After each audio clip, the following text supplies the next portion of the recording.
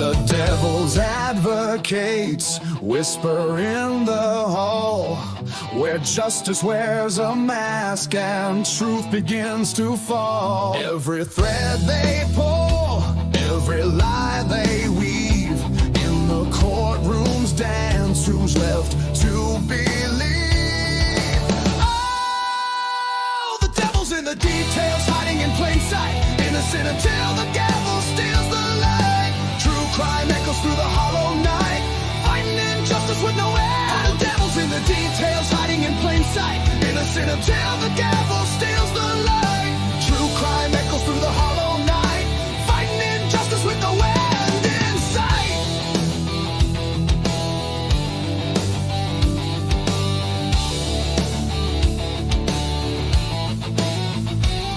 A photograph fades where the truth once stood.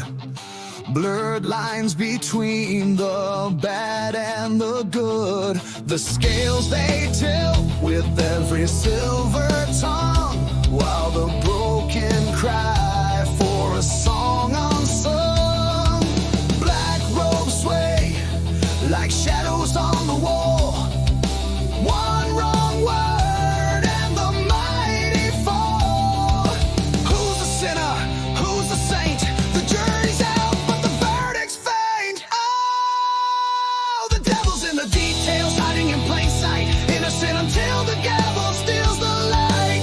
True crime echoes through the hollow night, fighting injustice with no end. The devil's in the details, hiding in plain sight, innocent until the gavel steals the light. True crime echoes through the hollow night, fighting injustice with no end in sight.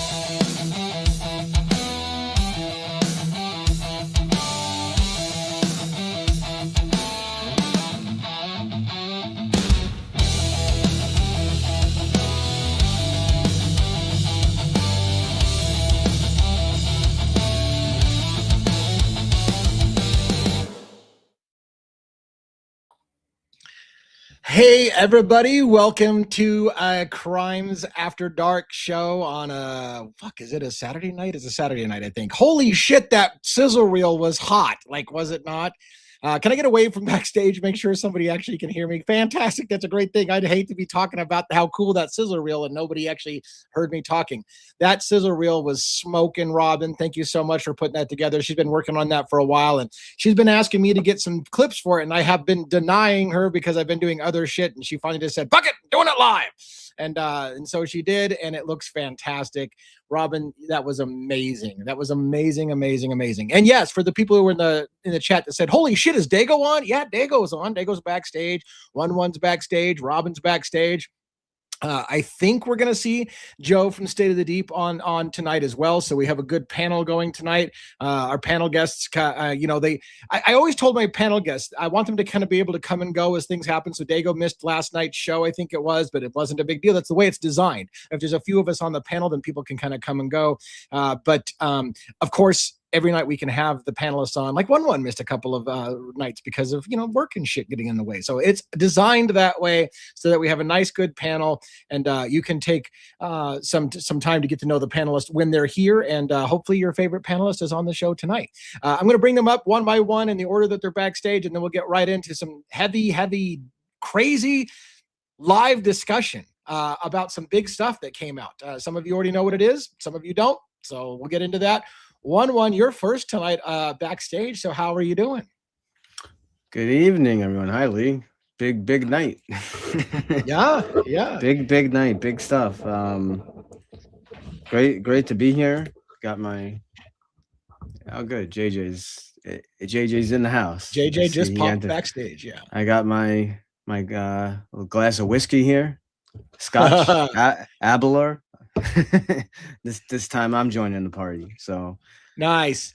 I should have started. Who knows what I'll say later on in the show.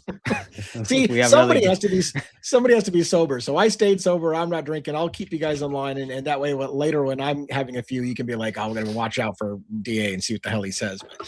But, good to have you on the show again, as usual. I don't know if you want to do your typical intro before the rest of them. Okay, yeah, go. I'll do it, and then and I'll bring up. All right, here we go, everyone. Before we begin, understand something. This space is not safe.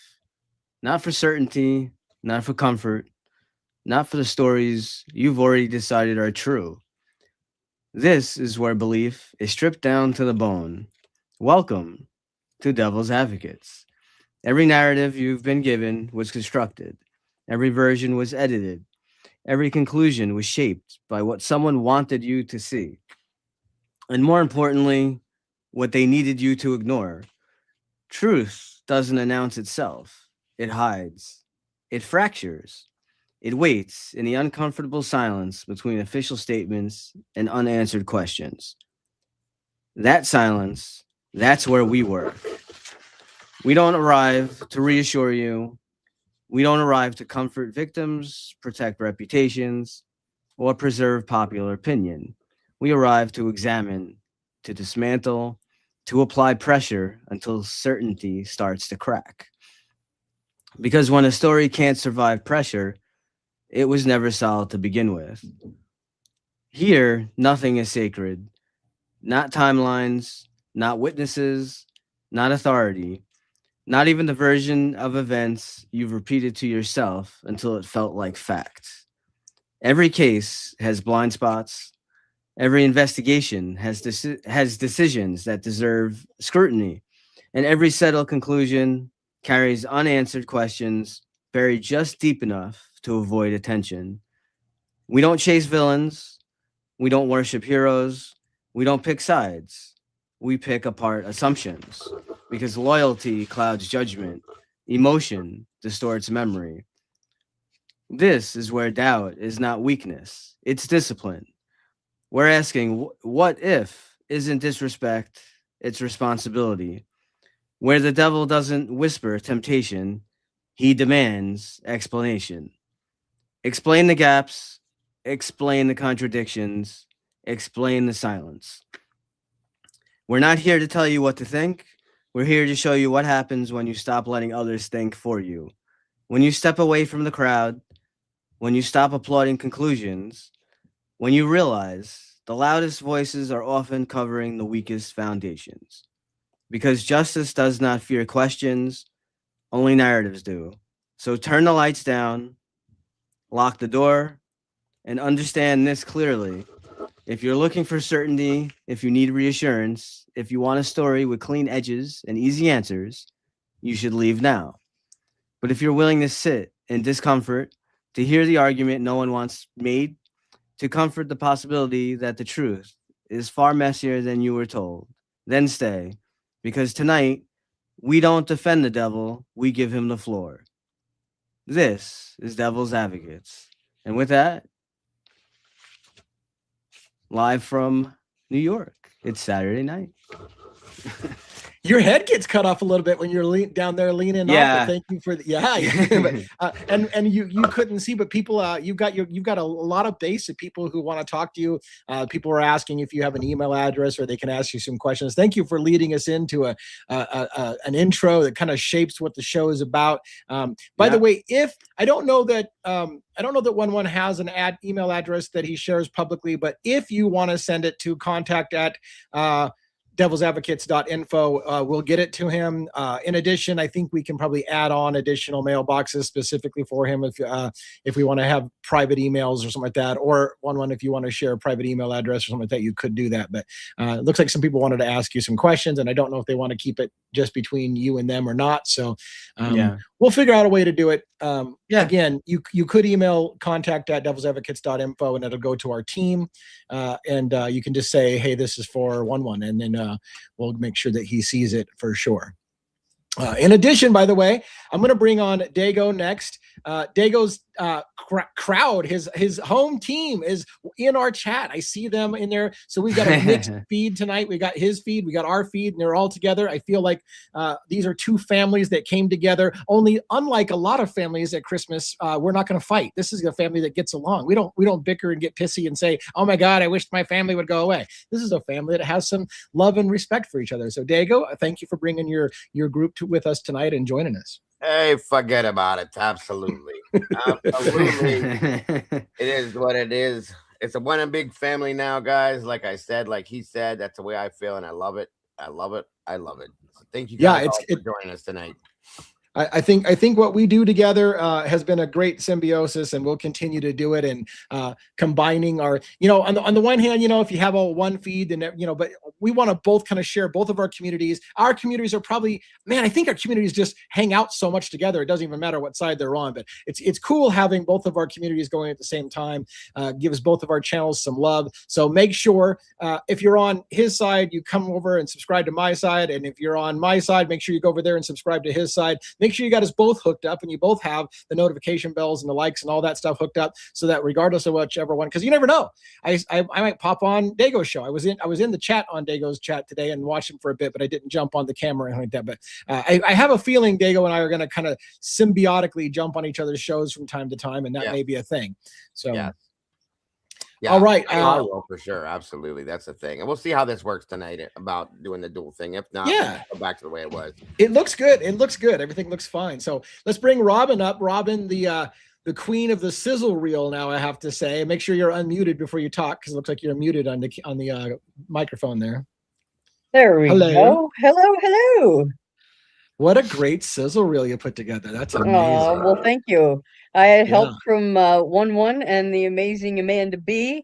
A lot of the graphics were her, and 1-1 helped pick out some clips and got them to me. And so it was quite the awesome collaboration with us, the three of us. So see, I don't even know who's working for me. You guys are all into Dushin. I don't even know who's working for me. Shit. So thank you, 1-1 and Amanda B, and anybody who helped out with that sizzle reel. I know from a project lead kind of thing, Robin took the bull by the horns and put that together. But thank you all for everyone that supported. And Amanda does a lot of graphics for us, and a lot of cool work. So all of it came together and looks smoking tight. It looks like, and of course the song was Cat Farms. So right. Great so Lee, you have to. You got to know where we work 30 hours a day for you every day. I know. Yeah. I know. It's crazy. I don't know. He's turning everybody into vampires. I have the same problem over here. I work however many hours I work, they work right alongside me. So yes, and then some. They're always doing stuff that I don't know about too. So all right, let's bring up Joe or JJ from State of the Deep and say hi there. What's going on, Joe? JJ, what's up? What's up, everybody? What's up, Dan? Hey. Good to see you guys. I'm having some lighting issues. See how I'm all red? I was gonna say you're to like Spider-Man or something. I have to. I'm gonna bear with me. He's becoming a devil. Fix That's what that. it is. No, just gonna, there you go. No, yeah. There you go. Color temp for the win. You got a good tan. It's better. Good. Yeah, that's better. That's better. Right on. How you guys doing?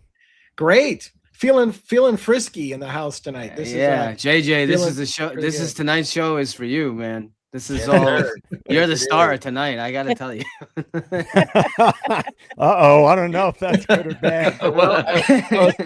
What happened there? How was he the star? What happened? But yeah, we're going to talk about some stuff that's right in your wheelhouse, the stuff that you've been saying for a while.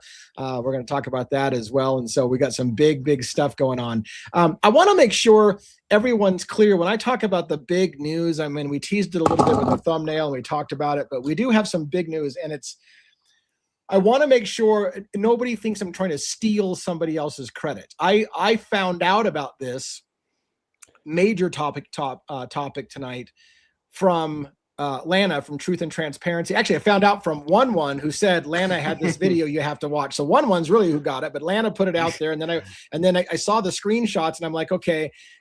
It's like that line, okay, you have my curiosity now that I've seen the screenshots. So then I had to go look some more, and I was like, and I think at some point I pissed myself a little bit. I was like, holy shit, are you kidding me? Like this is really out there online. So we'll talk with what we've put together with it, especially is what my thought is. Yes. Yeah. And by the way, holy shit, Dago, I have to say, maybe I should have done this off camera, but you and I and actually Joe were in a phone call talking about tonight and what we're going to do, and how we're going to riff on what we found. And I thought, and then right after we got off the phone, I saw Dago goes live, and I'm like, fuck, he's going to talk about all the shit that I want to talk about tonight. Holy shit, you didn't. Like, I would never do that. Lee. I would never That's do super cool. I didn't even ask you not to say nothing about it, but you were like, we're gonna hold that shit for the later discussion. And I was like, wow, like, that. No, I dude, would you were never just do that to you. all class. I have too much respect for you, for the channel, and I have integrity, my friend. And I have just too much respect. I wouldn't do that. Yeah, I just, like I said, I never said don't talk about it. So I just was like, oh wow, like he really is holding off on this discussion until we get together. And I was like, nothing but respect, man. That's class act. Like you could have talked about it, but I was like, okay, well, I got to find out what he says so I know what already has been covered. And nope, and that was for here and here alone. That's it. That's amazing, amazing. By the way, one thing though, I seem to have been exposed. I was exposed, you guys. Amanda B has exposed my alter ego, you guys. I don't even know what to say. I thought this was a well-kept secret, but there it is. Like there, yeah. I mean, you're looking good. You're looking good. My night job, guys. I'm a crime fighter at night. I become a superhero and all that fun. Right. Stuff, you know. I mean, we kind of developed that theme here. Like we had all these superheroes, and Joe was like, "How come I look like a Asian nerd, computer nerd in this picture that she put together?" And I'm like, "It's AI, man. It did its thing. That's what. You gotta love it. You gotta love it. You gotta love it. And she does great work too. Amanda's awesome. I love it. Yeah, and to be fair, I think it might be fun for Amanda to every once in a while change up the avatars to something, so we all get a chuckle out of from time to time.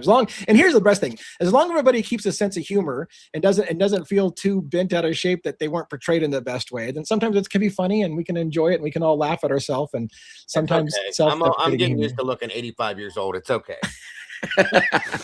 By the way, thank you for all of the new members that are coming in and the gifts that are being thrown out there, and lots of love in the channel. I don't know how these things work, but thank you guys for so much for doing what you do. And remember, Kurt Cobain did not unalive himself. Nice. Kurt Cobain. Yeah. Oh, yes. Right. Agreed. Did you cover that case? Yeah, I did. That just not too long ago, actually. I absolutely believe full-heartedly that Kurt Cobain was murdered. Period. What about Soundgarden? What do you mean? What do you mean? Cornell. Chris Cornell. Yeah. Chris Cornell. Do you think that was a sketchy or? I have some things on that I'm looking at, and as far as Courtney Love, yes, she was absolutely involved in his death as well. Oh, she would never. She was such a loving person. You got yeah. Okay. He was so sweet too, guys. So sweet. Yeah. Yeah. Well, that was an unexpected direction that this conversation took. A little blast with some music and there's back to the 90s. Long rumored suicide that were not suicide and stuff like that. So those stories did have some meat to them from back in the day, and probably still do have meat to them. Yeah, guys, go check it out. I think it was a month or so ago. I covered it on the side. So if you want to see it, go check it out on the channel. It's there. In addition, before I'm kind of saving the big thing to talk about for a little bit, there was a New York Times article that came out. I think it came out today. It was behind a paywall, so several people saw it. For some reason, because I used to pay for the New York Times and then I guess let it expire, and I can't remember my login, it won't let me read the article. But I've seen enough people talking about it now. I got the gist of the article. But the article was from Melissa Coberger. Mm-hmm. The youngest, I think, sister, right, of Brian Coberger, Amanda being the oldest. So she was so Amanda was the younger one. Okay, yeah. So that's how Amanda's been kind of in the more in the limelight, but now Melissa Coberger has come out in this new article. And at first, I thought to myself, "Here we go. It's going to be your typical hit piece. Family now speaks out. They've always felt he was guilty, kind of thing." That's not really what it was. I think you did some great coverage of it today, Dago, and really pointing out some about how the family is supportive of Coberger. And again, the media has attempted to try to mislead the public. It's the same fucking shit they did with freaking James Holmes back in 2012 by saying that his mother also said that, hey, you got the right guy, he's the shooter. Same thing they did to Luigi Mangione. Oh, his mother said that. That's exactly the kind of thing I can see my son doing. They were lies in both those cases, and they loved it, and they love playing the trump card of, look, even his family thinks he's guilty. How can you not possibly think he's guilty when his own family thinks he's guilty? And it's horseshit. They lie to the public to mislead you into thinking the family thinks that their family members are guilty. And I don't believe that's at all what the story was. I think when you dive into the details, like as you pointed out on the show today, the family is supportive, and if anything, their silence doesn't mean that they think he's guilty. It's that they're as you pointed out, the family is probably being silent out of respect for the victims, because again, how bad taste would it look for them to be complaining and whining about their son's unfortunate predicament while families are suffering about their murdered, family members? And it would just be bad form, right? It would just be bad form to be like, well, we lost a son too. And most people in America be like, we give zero shits, your son's a murderer. So they have to kind of, out of respect, just let people do their thing, because nobody wants to hear it from them. So they grieve silently, unfortunately. Agreed. Yeah. And it's a sad thing. It really is. Yeah. So the big news, if you guys want to get right into it, whenever you're ready, Bob. You need like a bomb. You need a bomb dropping sound. the big news, and I don't know how to do this, guys. Look, so I've got the document on screen that I can show, and I've highlighted sections of it. And part of me wants to, before we free form and talk all over it and go left and right on the document before people see it, I want people to see certain sections. So if you guys wouldn't mind, I'm thinking about reading some sections of this on the screen for people. Yeah, definitely. So this document is from an official university, or not, Idaho State government website. Lana, again, showed it. And at first I thought to myself, this is what I always tell 1-1 and my crew is like, well, that's great that Lana's showing this document that she's projected on an overhead projector using her projector slide, but I need to have a copy of that document, or I'm hesitant. Like, I can't even tell if that's real or not. Right. So what I did is I took kudos to you. You got the updated one. She actually showed the 2017 one. So so I went out and I took a paragraph of it and I searched the internet for that paragraph, and I found it's posted online at an official page, and bada bing, we have the whole thing. And so I'm going to show you and tell you what the deal is about. Let me remove this from screen. Let me put share screen. Go here. Blah, blah, blah. Add to stage. All right.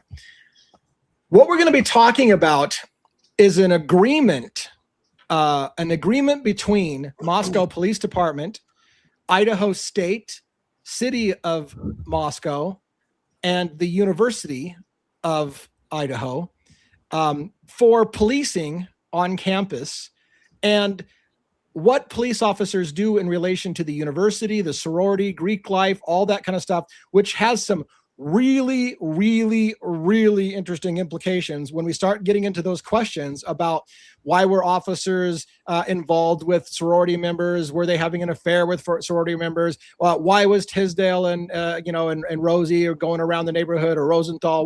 Why were those guys there? What was going on?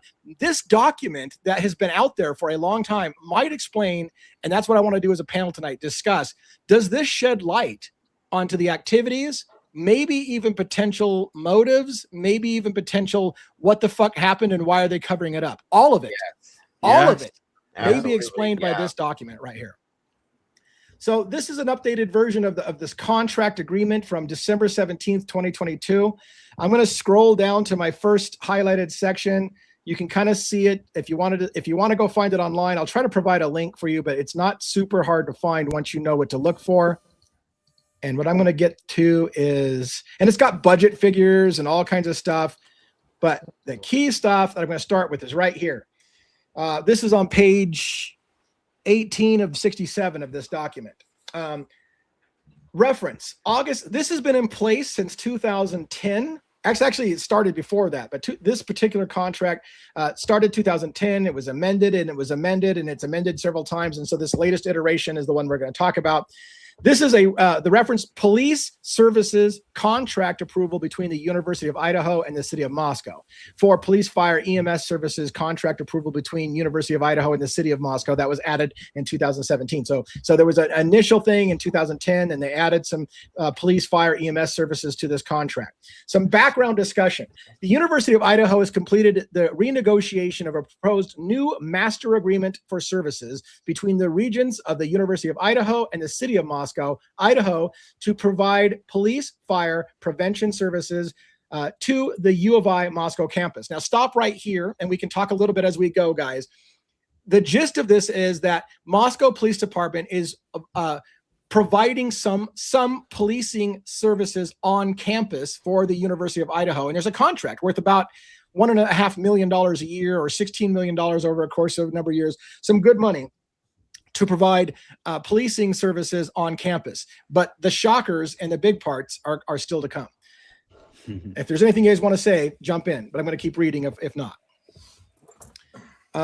The University of Idaho has contracted with the city of Moscow since 1966 for police law enforcement services. The university's continuing overarching goal is to provide effective police and security services to campus constituencies in a professional, friendly, and collaborative manner. And it is important that all students, staff, faculty, and visitors feel safe and in fact are safe within Moscow's campus. Now, by the way, this is going to lead to some of those motivations. Their job is to make the campus safe and make sure that shit like drug trafficking, sex trafficking, that kind of stuff isn't happening on campus. That's part of the agreement between the police department and the Moscow University of Idaho. So keep that in mind. The most recent contract between Moscow, City of Moscow and U of I was approved by the board and at its October 2017 meeting. Here's a yellow highlight because this is one of the most important parts now.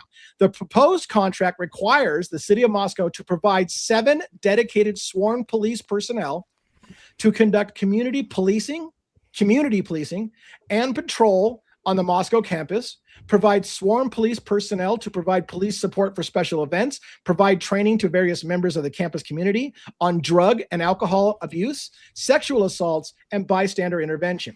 Assist the U of I with threat assessments, staff on campus police substations, and meet with student leaders to discuss campus-related issues. The proposed contract also formalizes the city of Moscow's obligation to provide certain fire and EMS services, along with other things. This portion of the contract requires the city of Moscow to provide fire prevention, education services, provide fire response services, maintain a student resident volunteer fire program, and on and on and on. The key takeaway as we build up to the key points in this is that they have an obligation to provide some training to look into, it's not just on-campus security, it's things that are happening off-campus, crimes such as drug trafficking off-campus, sexual assaults off-campus. All of that is included in their contract agreement with the university. All right. The initial term of this agreement was from October 1, 2020 through September 30th, 2025. So the murders happened in the realm of this contract right here. Within a 5-year optional renewal and additional year-to-year renewals terminated by either party, the contract annual services are about $1.5 million every year. The total value of the contract for the 5-year initial term plus the 5-year renewal, but not including subsequent year-to-year renewals, special event costs, or ladder truck purchases is about $16 million for the period of October 1, 2020 through 2030. So $16 million over the course of that time. So again, big money. Cities have big money, but follow the money is what I always say. There's a lot of money involved in this. All right, I am building to the big key points. There's not a whole lot of reading left, so we can get right into a panel discussion on this. But I wanted to show at least the parts that I found super interesting. The University of Idaho has a long-standing and successful relationship with the city of Moscow to provide needed services involving public safety. The relationship began in 2010 and was expanded in 2017. The master agreement for services is made and entered into by the regions. We've kind of read that paragraph before, so we're going to skip down to this. The community policing patrol. City will provide 7 dedicated police officers. We talked about that. And here is where we start to get into. So here's what's interesting too. I highlighted this. Yes. They have patrols every Wednesday through Saturday from 5 p.m. to 3 o'clock in the morning that are dedicated to the Moscow police providing security for the campus during that time. Oh shit. So why is that could be potentially interesting. Patrol 2 is Saturdays. This is when the murder happened. Didn't that murder happen Saturday evening, right? Or Sunday morning. Well, Sunday morning, Saturday evening. Sunday morning. So But if you would look at Sunday morning at 3 a.m., you'd only have one patrol on. Yeah, one based patrol, on those hours. So this is telling you, and here's what's interesting, folks. Here's what's interesting for those who are lovers of the whole public records thing. They're telling us the patrol numbers that serve each period of time. So you can go after and say, hey, by the way, can you tell me about patrol number 2 dedicated to this university contract during this time, and what were they doing at that time? So that's going to be some interesting stuff that can come out of this. Now, listen to these big things. The community policing and patrol services shall include, but are not limited to a bunch of stuff, including at least 3 special emphasis patrols. Those are the ones we listed up above. Enforcement of limited access streets, university-owned streets, and open to the public streets. So they are not only policing for the University of Idaho, the campus, but also off-campus residencies, like at 1122 King Road Residence, which is an off-campus Greek area, kind of off Greek Row, but still part of that whole purview of their service contract. Mm-hmm. Tactical team support. The city will maintain a tactical team that is appropriately trained in crisis and emergency response that is related to the needs of the university. Crisis and emergency response planning will be coordinated between the university and the city. And then here is the big one. Section 1.2.4. Campus Division Police Special Services will provide Moscow Police Department the following: fraternity, sorority, and resident life, resident training and alcohol abuse, sexual assault, bystander intervention. C, fraternities and sororities will be assigned a specific Moscow Police Department representative to assist with issues during the academic year. My favorite phrase. Listen. Bada bing. Each sorority and fraternity was assigned a police officer. Do you hear this? Insane. We'll get to the panel discussion, but Oh holy shit. All right. MPD will attend meetings with chapter Greek advisors to mediate problems. MPD will attend and provide information to the Dean of Students office and conduct meetings. MPD will provide immediate notifications to designated university representatives of major incidents that occur on campus or major incidents involving university students. MPD was required to go straight to the University of Idaho and tell them about the murders at 1122 King Road Residence based on their contractual agreement. Isn't that interesting? When it will not interfere with its law enforcement and criminal investigative duties or prosecution of the case, Moscow Police Department will assist with the university Title IX investigations by providing the university with access to investigatory reports and audio-video recordings of interviews, allowing university staff to observe interviews conducted by the Moscow Police Department and coordinating investigations with university investigators. That is insane. Insane. They literally insane. The university is allowed to watch their police unbelievable. Unbelievable. I almost fell off my chair when I read that. Where do we get into it? Right? Oh my God. I only have a little bit more to see. Already we're like, what the fuck are you? What the okay. Moscow Police Department will perform threat assessment on subjects attending the university at request in accordance with the law. So they are to provide threat assessment. I've said before, and we'll get into this more as we get going. Right. Did Moscow Police Department, were they watching that house? Was it a suspected drug house? Was it their contractual obligation to be watching trafficking, either sexual trafficking or drug trafficking through that house? And they were assigned threat assessment. Hey, is this house under a threat? Should we be? And if they fucking failed in that duty, there's millions of dollars on the line for a failure to have done what they were supposed to protect. Is that something we should talk about tonight? Well, we're going to do it anyways. Absolutely believe so. MPD will provide information on off-campus. Listen, MPD will provide information on off-campus criminal conduct and involving university students for university disciplinary purposes. So if you had drug trafficking happening, for example, in an off-campus house involving university students, that would fall into this contractual agreement for them to be watching drug trafficking, off-campus criminal conduct that relates to students. MPD will participate in presentations sponsored by the Counseling and Testing Center on Alcohol and Drug Use, including programs such as house parties or similar programs. MPD will meet with the student leaders and discuss campus-related issues, including drug use and sexual assaults. And I think that's pretty much. And I have I have a few more. Yeah. Confidentiality. This was a big one. Confidentiality statement. Yes. The city and the university agree to keep confidential and to not disclose to third parties any information provided by the other party.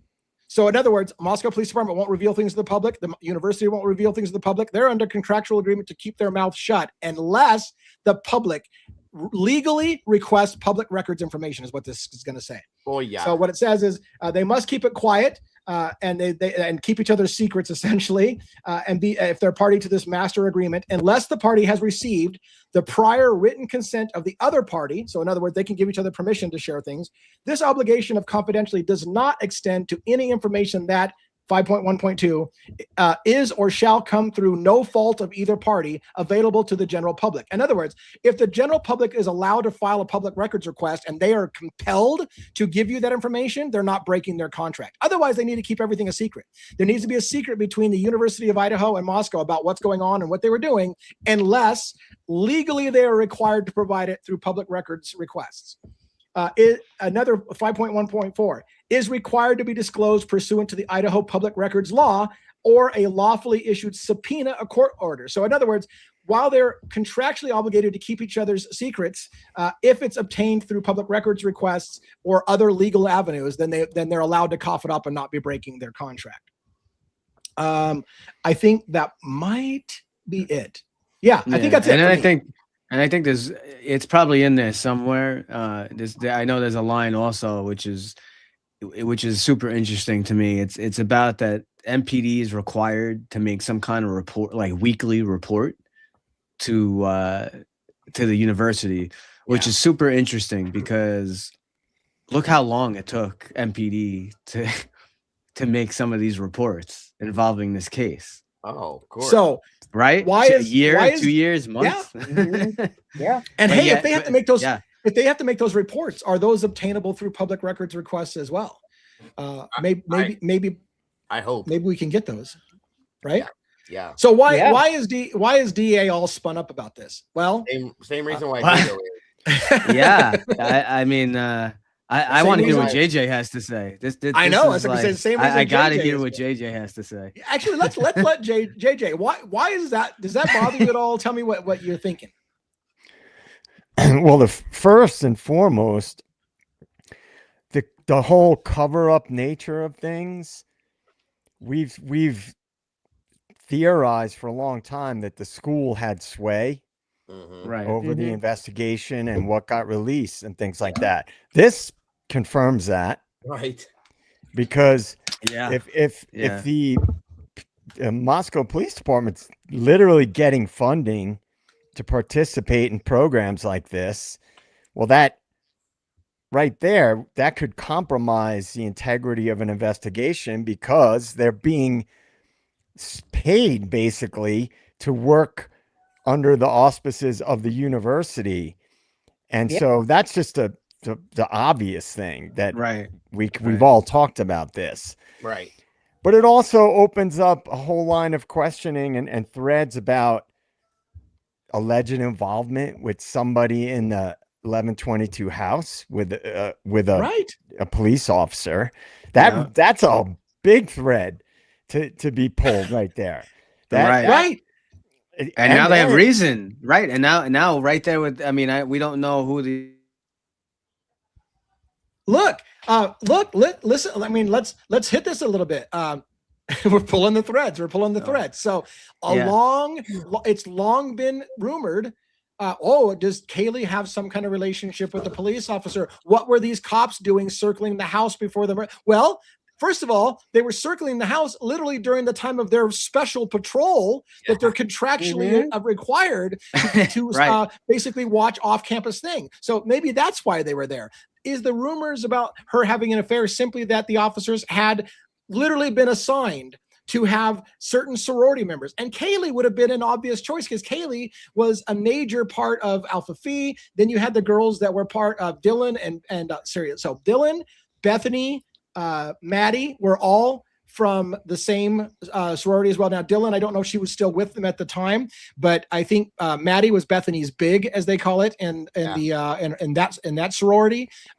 So then of course you got Ethan, who's with a fraternity. So now you've got a house that has at least 3 Greek affiliations, right? A couple of sororities at least, and a fraternity. One of you even argued, like, how do we know that the cops didn't stop by for one-stop shopping? I mean, they literally have contacts in 3 different Greek life houses right there in that off-campus house that are in potential, at least with Kaylee's, I think, in more of a leadership position. I think she had left her, also quit her sorority just before this happened. But it leads to a lot of fucking questions now. Yes. Well, another thing that big one for sure, yeah.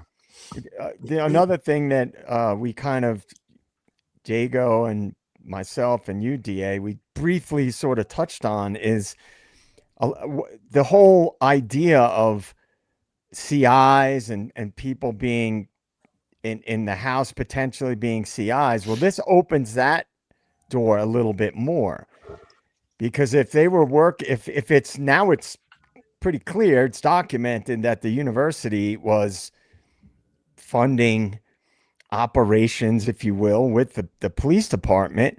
Well, then it really kind of opens the door to question about who was involved with that within that house.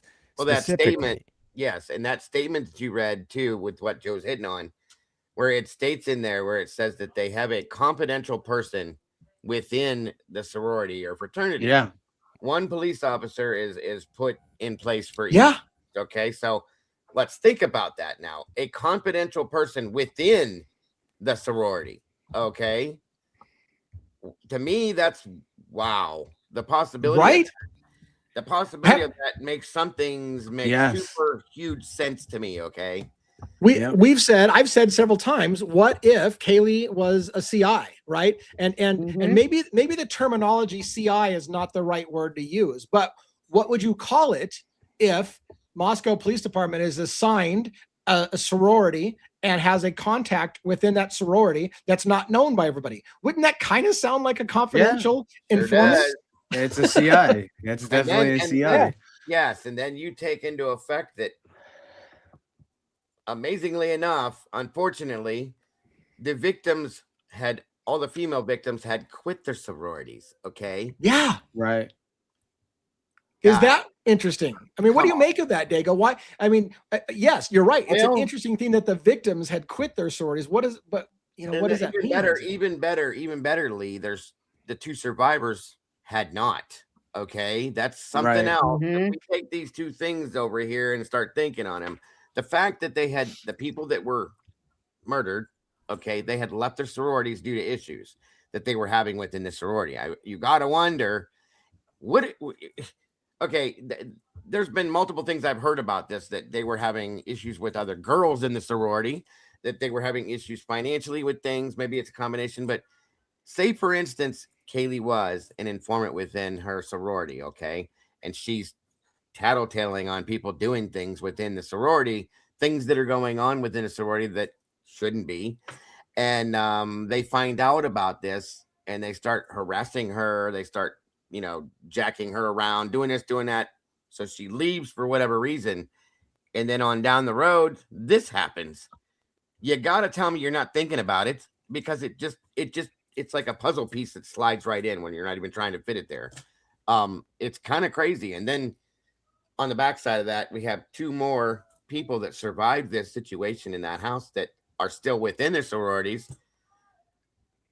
I don't even know what to say. That's all I'm telling you. It's grinding in my brain right now, like crazy. Well, it's funny because, when I was saying, this is why it's big to me, because when I was saying, hey, what if one of the girls, like Kaylee, was a confidential informant, and what if that explains why there's an officer seeing her? And I said that it was just a guess. It was just a guess. But here's a fucking document that puts teeth behind it. Does it prove it? No, but it certainly makes it totally plausible. I mean, totally plausible. It's right there. Well, it also opens up that whole line of questioning that, and I know we briefly talked about this today. Did somebody know things about things related to sorority and fraternity life and potential things going on in the area related to fraternities and sororities? Yeah, Maddie, what did you say to Adam? I told him everything. And then, you know, that in and of itself, again, it's just a thread. That's what we do. We pull threads. That would be dangerous if information were to get out that maybe some people, I've been saying this for a long time, somebody had information and there was a threat of that information getting out, that would create a major problem. Yes, sir. Yeah. Yes, sir. And so the question becomes, and again, let me remind you what we talked about just the other night. Ann Taylor had specifically asked for all cell phone communications between the officers that night, and she specifically wanted a couple of officers' phones. How interesting is it that Ann Taylor wanted specific officers' phones? Is it because Ann Taylor knows that those officers were assigned to people in that house, and so she wants to know what they already knew about what was going on in that house? It seems now more plausible that that's what may have been going on. She knew certain officers were, and I don't know. Here's the $1 million question. I can tell you this from what I'm getting up to speed real quick on public records requests. What I can say is I can have them confirm, which we already know, that this contract agreement exists, which I don't even know that we need to ask for that because we can see it on their own government website. So having them admit that it exists isn't the problem. The question is, can we then go after, hey, now that we know it exists, do you keep logs of what officers were on duty on which nights? What patrol? Who was the officers that were on patrol number 2? Exactly. You know what else is interesting? That night? You know what else you got to ask for along with that? That's a follow up to that. What have we not seen? What cameras? What stuff have we not seen? On from 11/12 to 11/13. Right.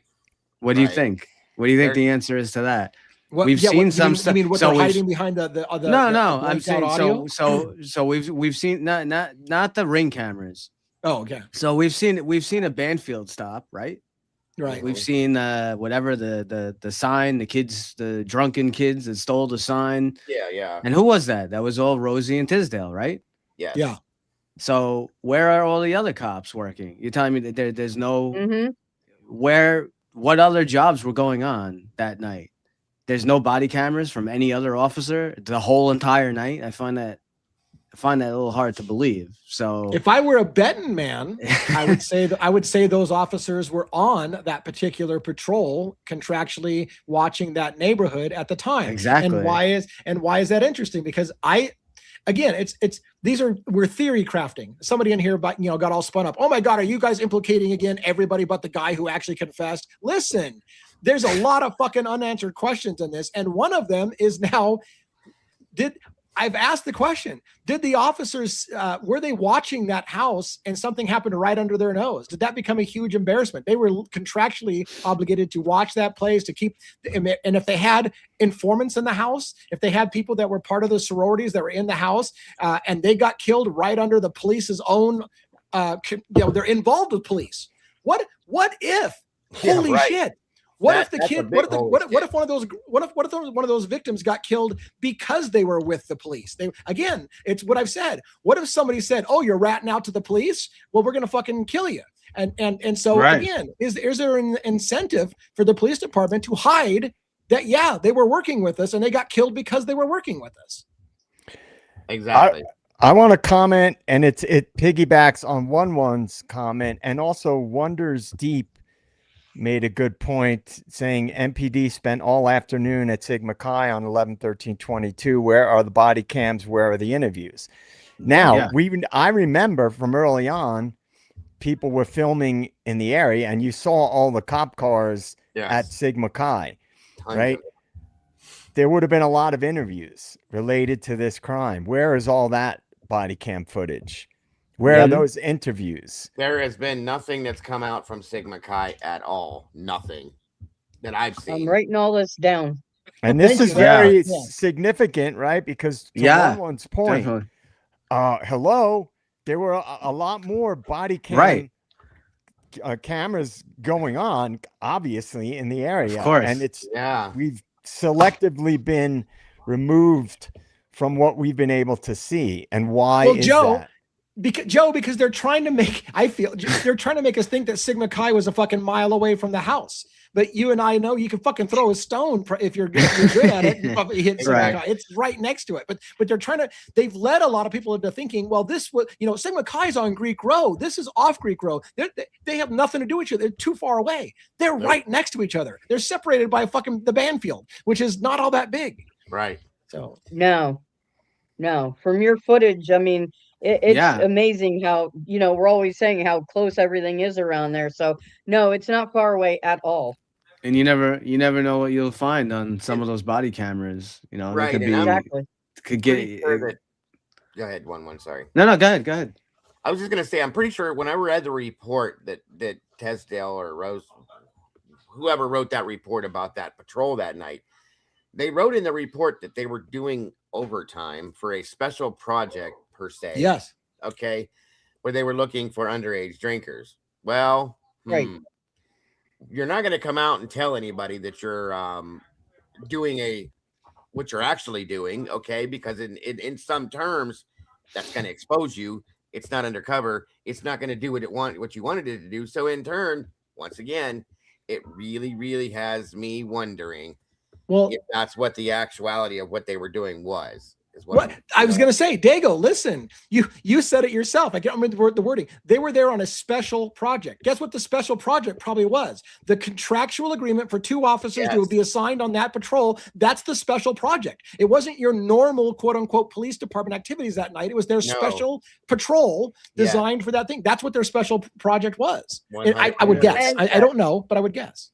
Right. And it's really interesting how they want that timeline desperately to be after the time that shift is supposed to be over. Of course. Yes, Robin. Yes. Yep. Because if it happened right under the cops' nose while they were on patrol protecting the house, that's a huge embarrassment. So guess what? If the murders happened after 3 o'clock in the morning, well, then they weren't there for it. Hey, no big. Yes. Exactly. And that also, and that weird missing time too of whatever it is, 7 minutes and 26 seconds. Yeah. So supposedly they signed out at 3:52 in change. And if you add the 7 minutes and 26 seconds would take them right to 4 o'clock. It's very odd. How convenient. Great point, Robin. And again, there was something that was given to us on my channel side of things. I can't say who or what it was, but it was just stated to us that they believe that these girls were being watched.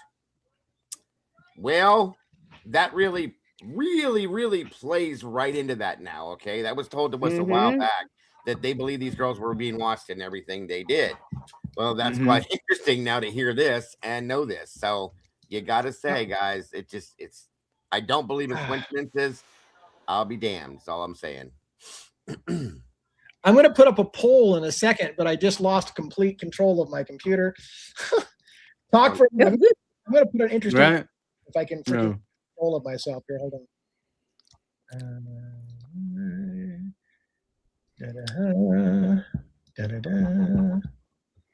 So when I watched that, when I saw about that document last night, I started reading. I'm like, holy shit, this is fucking crazy, and like all the stuff that JJ has been talking about since the beginning, the dawn of time. I'm like, oh my god, he's like 1,000% right. A good reason for cover up because they don't want to lose that funding. Right. From the university. I mean, university would be like ripping them a new one. Like, why is this happening? So when well, and to Robin's point and 1-1's point, I know I've said this before, and people have heard me bring this up as delicate as I possibly can. But if there were SAs involved in this case, this would make sense why the police would cover it up, because if that's one of the last things, and I've always said this, the university would want to get out.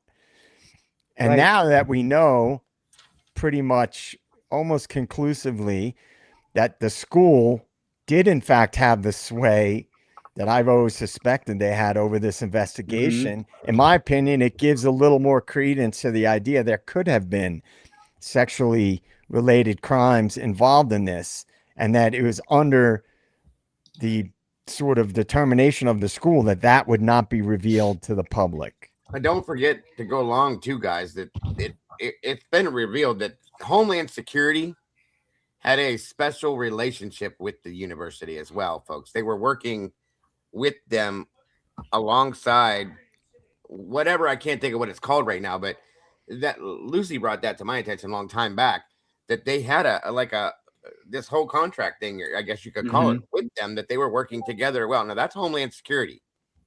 What does Homeland Security cover, folks? National security. Or trafficking drugs across the border, sex trafficking across the border. Yes, they cover just drug trafficking. They cover human trafficking. They cover things like that. So why would they be involved in a university like this?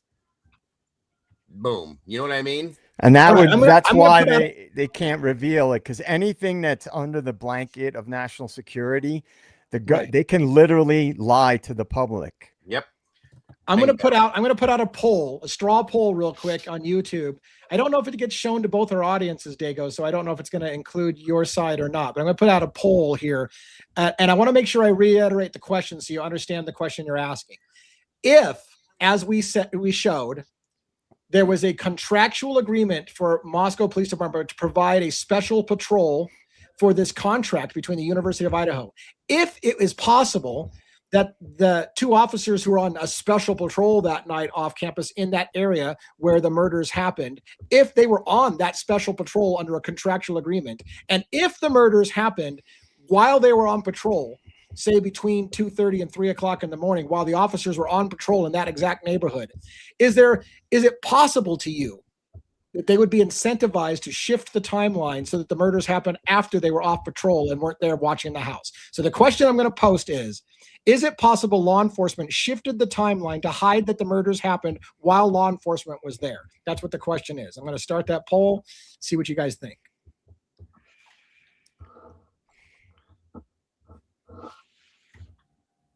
11 votes, 100%.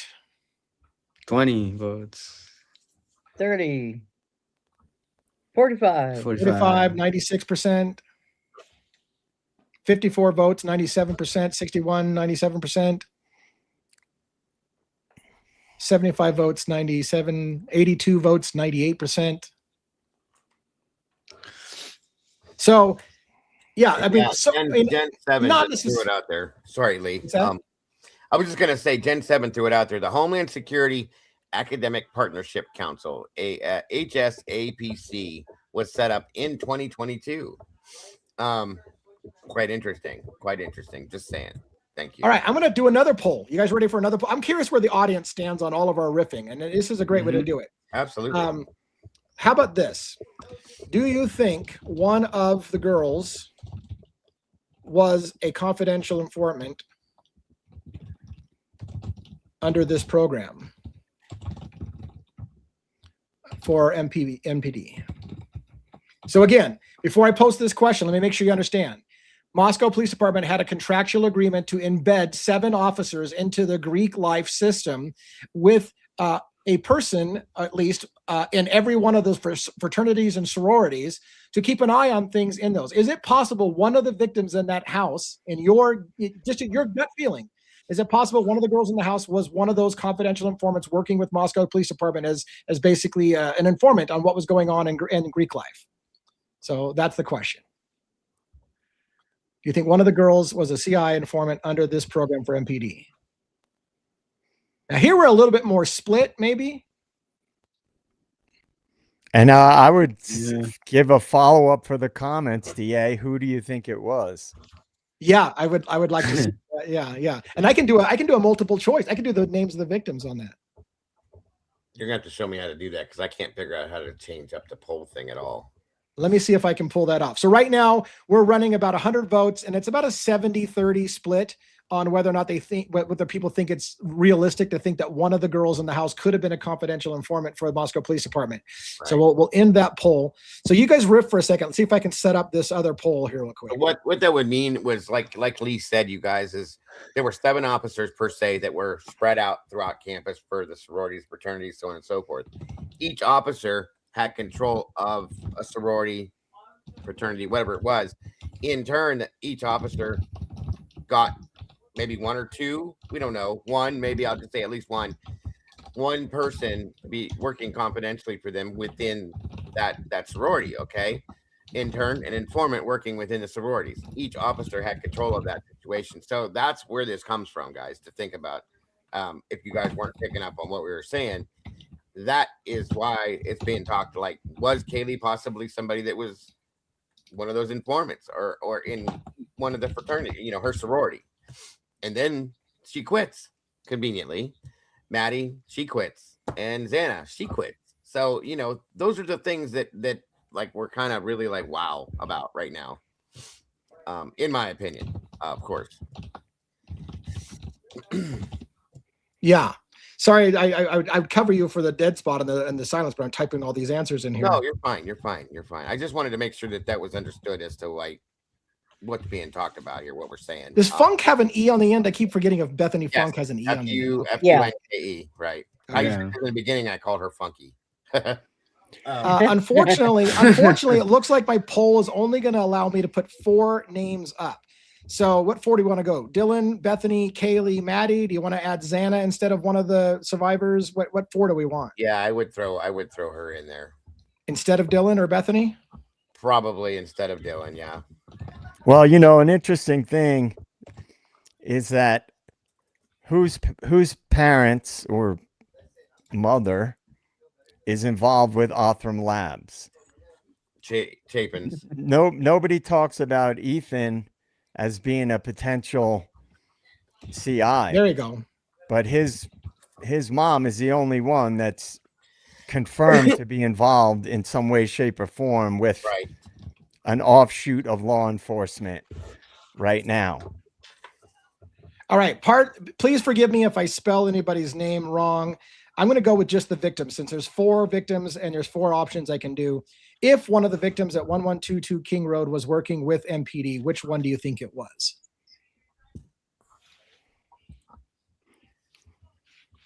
And you also, guys, just think about a couple things when you're making these decisions. We all know Kaylee was very interested in crime, sleuthing. True crime. Mm-hmm. Yeah. That's one big thing to remember. She was also working on different things that we had been told that she was looking around her neighborhood. Right. Like some of the suicides, right? So, Objection, Dago, leading the witness. I'm just giving some tips out here, guys, that are trying to expose what I always RSOs in the area. Things like that are kind of interesting. You know what I mean? When you think about this stuff.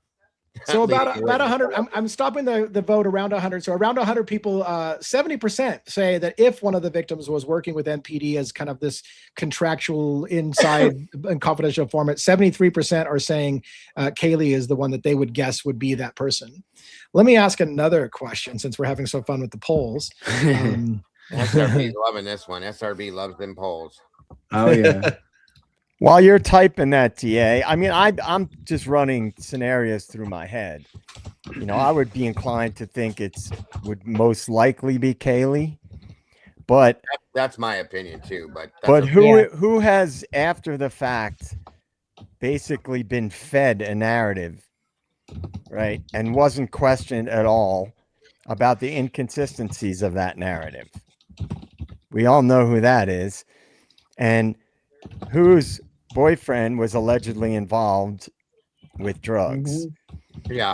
And so if somebody was busted for something and their girlfriend was implicated in that, they would make a pretty good CI, in my opinion, as well. So it's just something to consider. That's a good point. Leading the witness as well.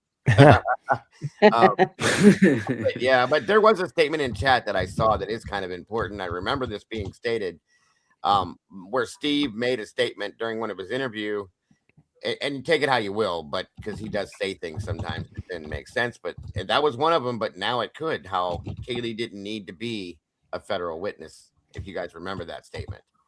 That's interesting. Yeah, that's very interesting if you think about this situation. Okay. All right.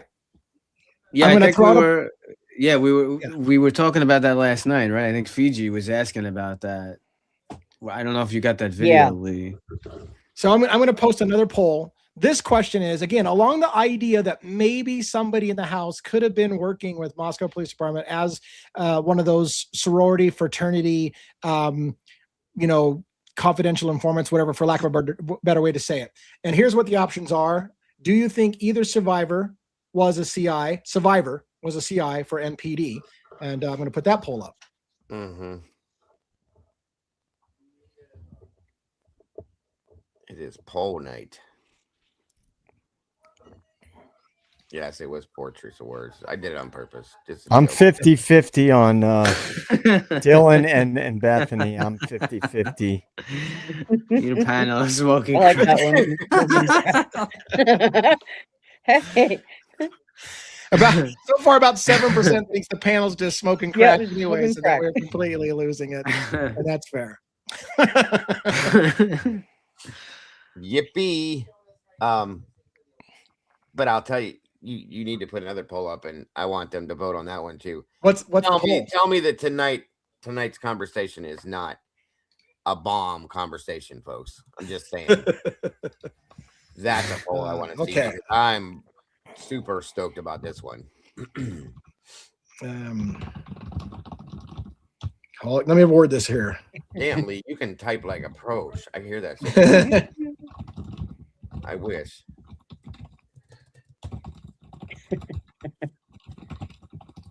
I'm one of those guys that does this.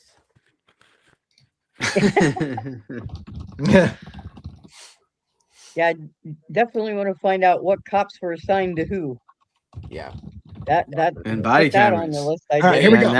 Now we can request all the body. Now we can request all the body cameras. So let's ask a question real quick. If let's say, for instance, Rosenthal was one of the guys, one of the officers. Right.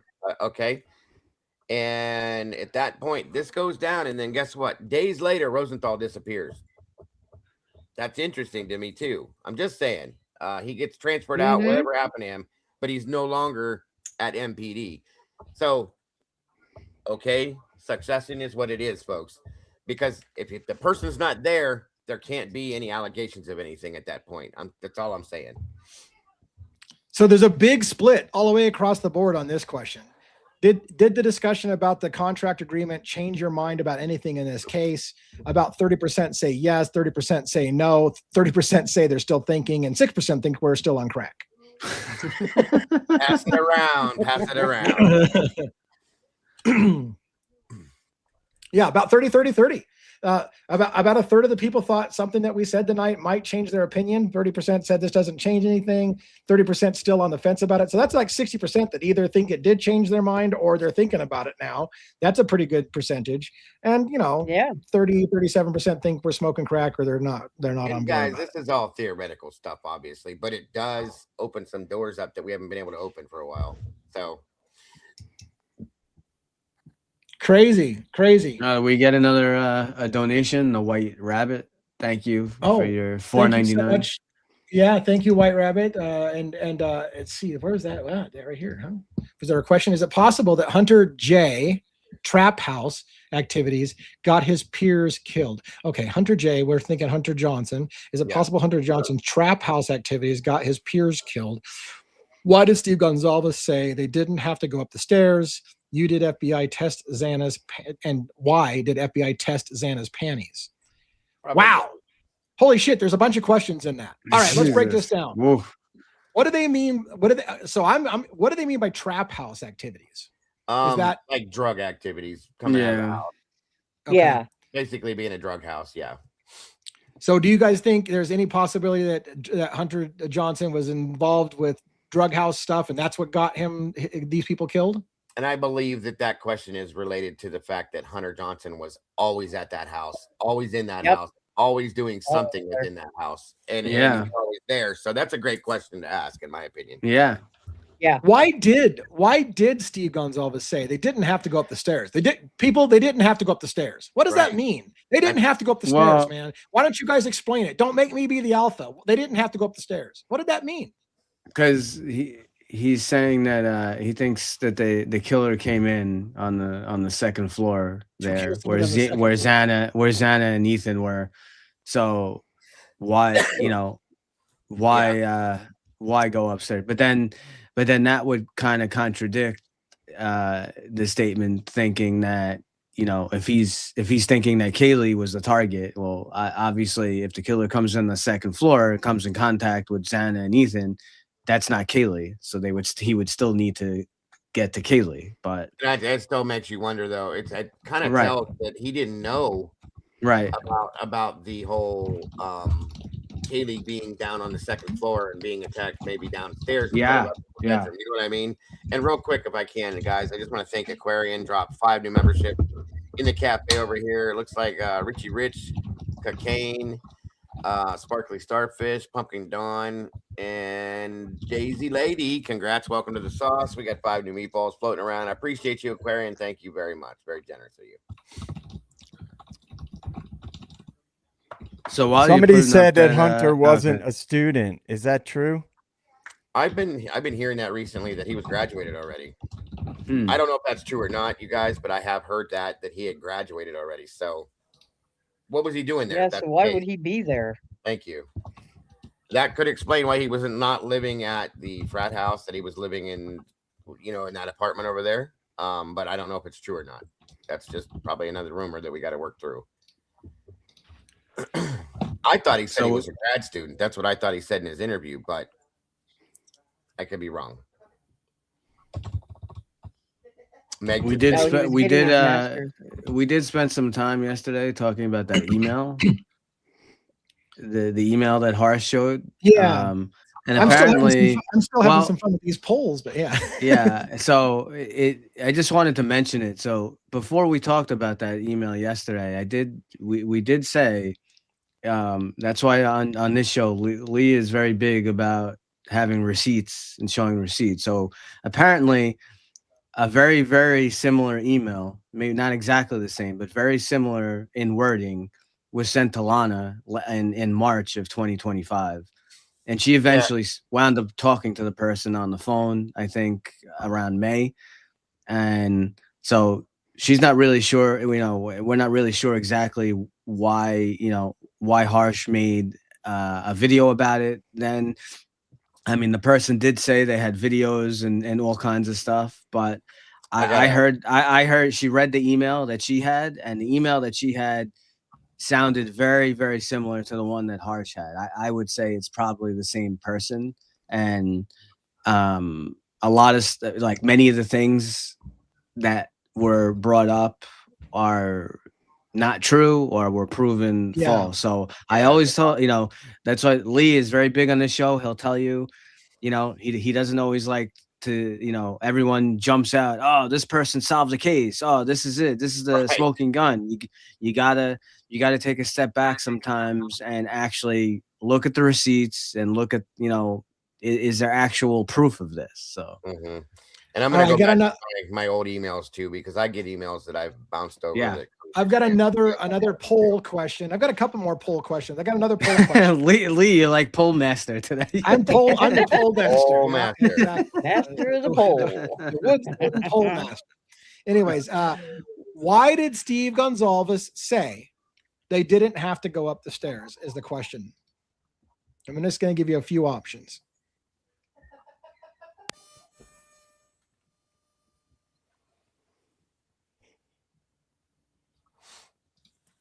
Yeah, there's a few emails that I've gotten that I have just kind of blew off in the past because I figured I've gotten quite a few emails like that from other people. Yeah. It turned out to be blah, you know what I mean? So I've avoided it's like, so I got to go back and look if I got one too. Yeah, I've it's like been- the I've dot. been It's like tagged- the right. It's like the dot situation. Yeah, It's we've like- been tagged it's in things.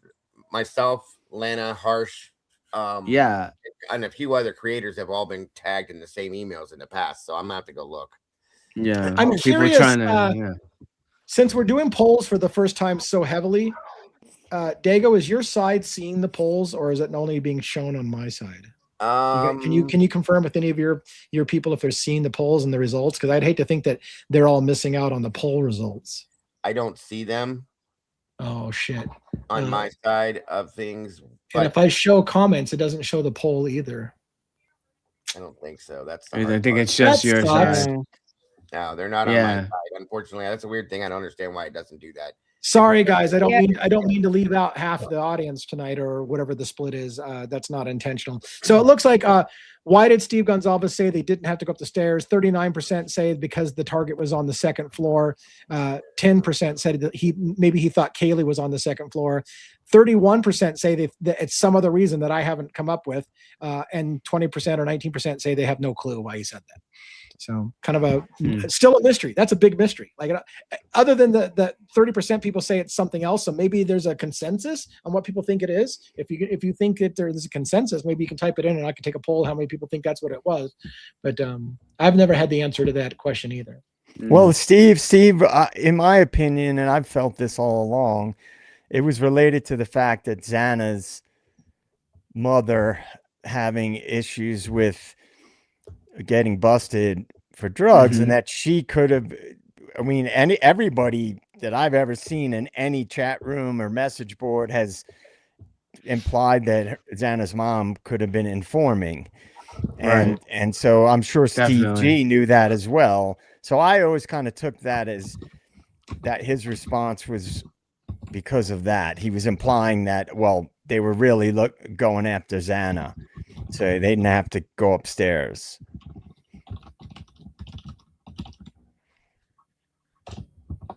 All right, I'm going to type another. Oh shit. I feel bad doing so many polls because Dago, your side's not seeing the polls. SRB dropped a link on our side and says if you want to vote on DAs, you can click the link and go over there and vote. So she's helping out with that in that aspect. Thank you, SRB. Hold on. Yeah, there's got to be a better way for that dual streaming thing. It just doesn't work out the right way. Yeah, that stinks. I don't know. It's just he always speaks so cryptically, and so to me, whatever the reason is, in my mind, it can't be quite so right on the nose. I don't know what it is exactly he's referring to. It could be Xana, but I'm not sure. Good point. Good point. Thank you very much, White Rabbit. I mean, can I do it? I don't think I can do a poll on my side. I don't have full control. If we're dual streaming, it won't let me. I already thought about that. That's weird. Yeah. Oh wait, yes I can. Yes I can. Okay, what poll are you doing now? I'm going to do a poll about Steve Gonzalez's. Are you going to try to do it simultaneously on both sides, or are you just going to do a different? I'm going to do poll? one on the same side. Over here is what you're typing right now. Okay, so my question is Steve Gonzalez's actions? So I typed it. Is Steve G's actions understandable as a man just wanting the truth or controlled narrative? So that's a long question, and I've got four options on my side that I was going to post up. So depends on how fast you type there, Dago. He said one key at a time. How about doing a poll of does Steve G give out Fed vibes? Because I've been saying that all along. Well, real quick, you said is Steve G's actions understandable because he wants truth, or what was the rest of it? I'm sorry. Yeah, is Steve G's actions understandable as a man who just wants the truth or controlling the narrative or controlled narrative? My options are he just wants the truth. Option 2, he's trying to control the narrative. Option 3, he's working with the feds. Or option 4, he's just insane.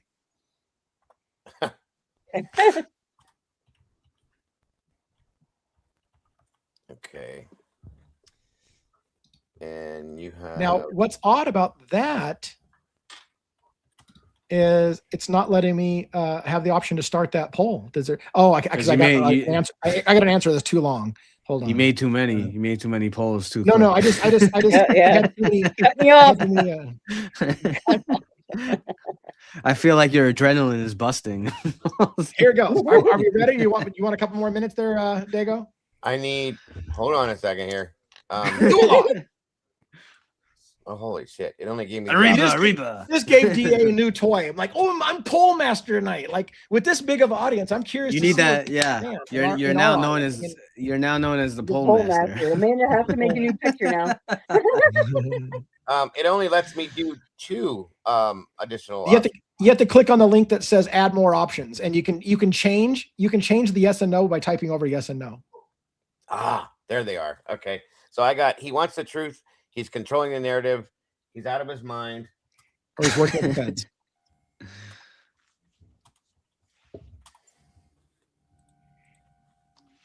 And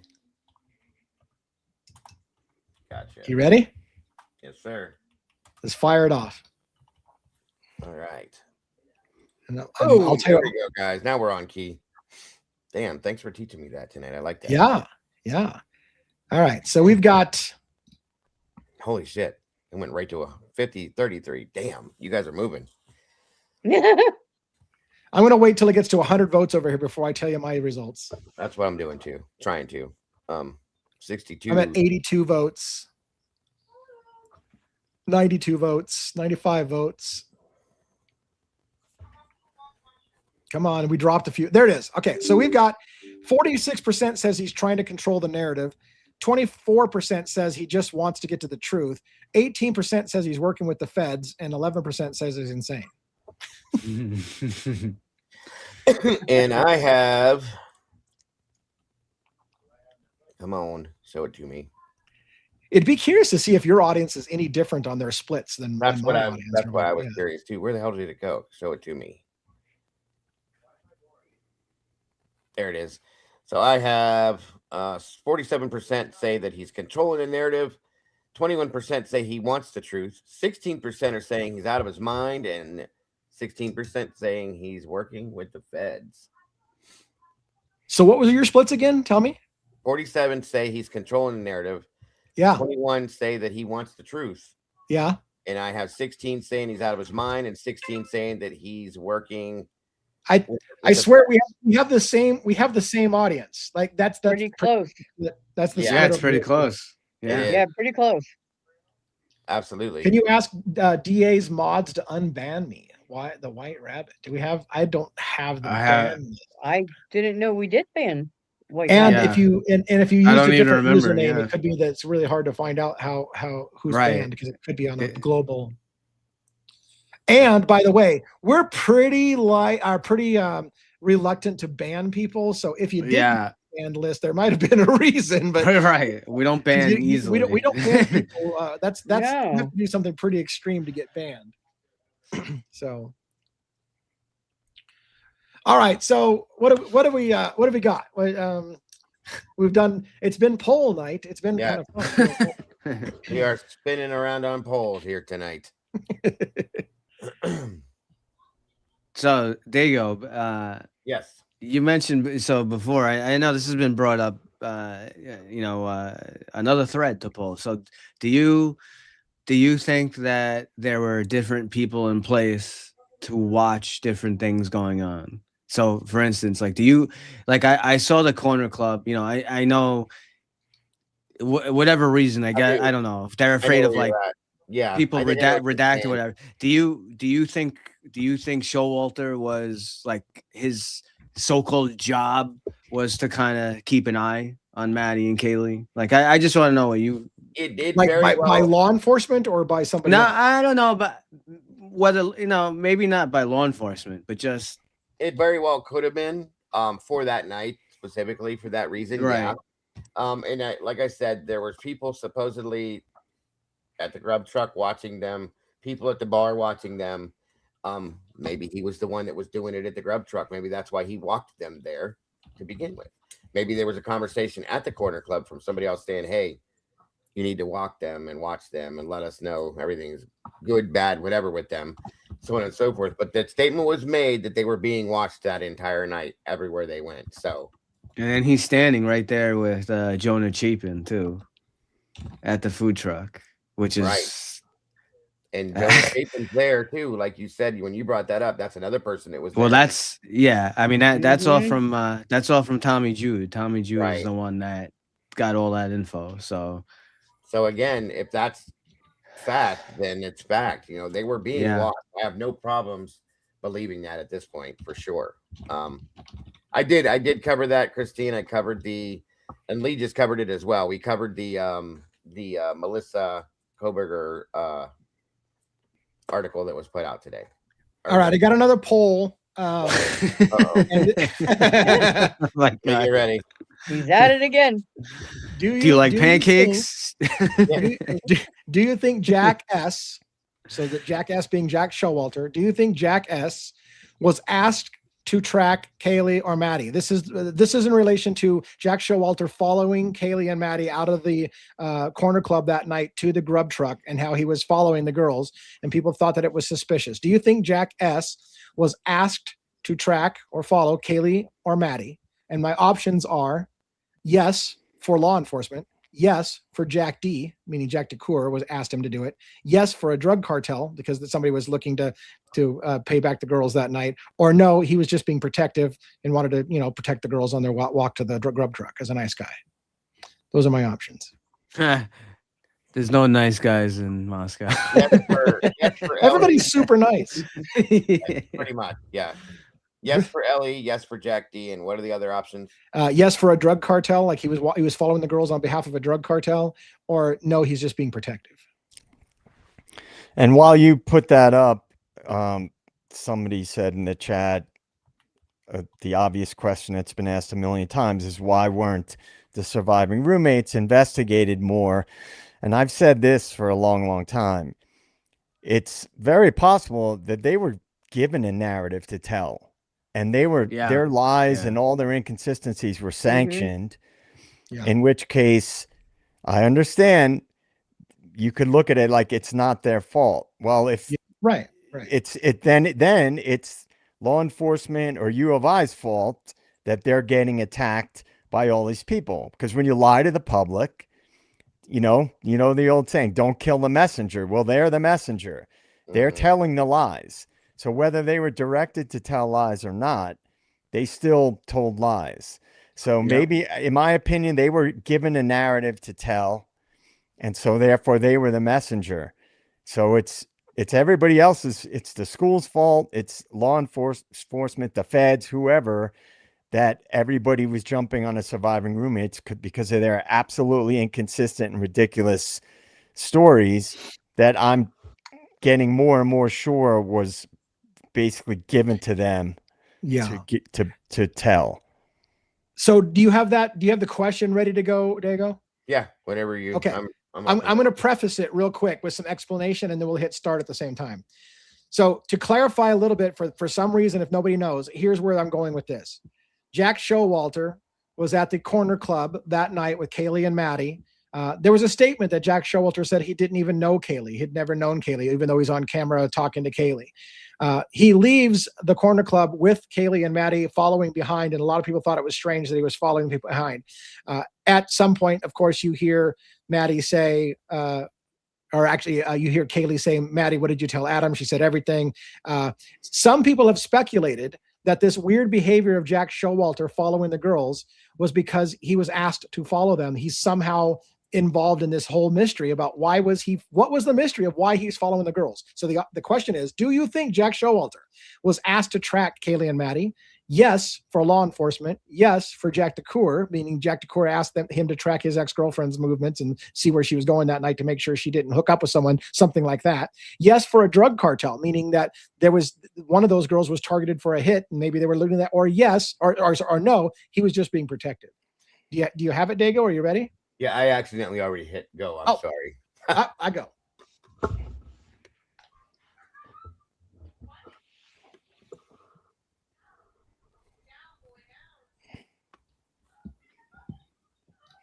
We're at 25 votes over here. 28, 33, 38, 40, 50, 60.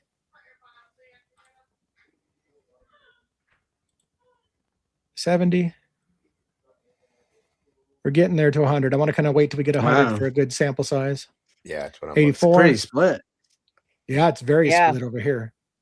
Yeah. 90. We're almost to 100 over here. Come on. I don't know why mine's going so much. Well, you have more people over there, but hang on. Come on, guys. Hit that. Okay, we just reached 100. So here's where our split is. 30% is the top choice, just barely, that Jack DeCoeur asked Jack Showalter to follow the girls. 28% no, he's just being protective of the girls. He just followed on his own because he was making sure that they got safely to wherever they're going. About 24%, so it's almost a quarter, saying, yeah, he was following them on behalf of a drug cartel because one of the girls was going to get targeted. And 18% actually came in with law enforcement wanted Jack Showalter or was involved with law enforcement and was following him for that reason. So kind of split, almost quarter along the ways. And I have, again, do you think that Jack Showalter was asked to track Kaylee and Maddie? And I have yes for Jack D, yes for law enforcement. I'm sorry, 28% said yes for law enforcement. 28% said yes for Jack D. 14% said yes for cartel. And 30% said no, just being protected. We have the same fucking audience. Wow. Wow. Truly. I think he was either, if with those particular questions, in my opinion, he was either trying to get a piece or he was doing it on behalf of law enforcement in conjunction with. Oh, he could have put that as an option if he was just trying to get lucky. I mean, that's what I thought all along. He's just a dude at a bar, and there's a girl who's now supposedly, or at least somewhat single, and she's in town for one night, and he's trying to get a piece, or could be he's following on behalf of, law enforcement. My understanding always was that Jake Schreiger, Maddie's boyfriend, had asked him to do that. That was something that was stated, but there again, he did spend a little bit of time that night with Kaylee talking to her alone. So that could be what Joe's saying, is that he knew she was single. He knew she was only there temporarily, and he wanted to get what he could get while he could. So, you know what I mean? Now, how about Dylan? This is another good poll for you, Lee. Oh, no. Do you think Dylan was she acting to watch over the house? Was she letting them know? Was she letting someone know? You think when people were arriving back home? Was Dylan involved in reporting when people were in and out of the house? Right. Give me a second. I got a poll that I'm poll fucking master, dude. Come on, hold on. All right, so I'll be right back. Get a drink real quick.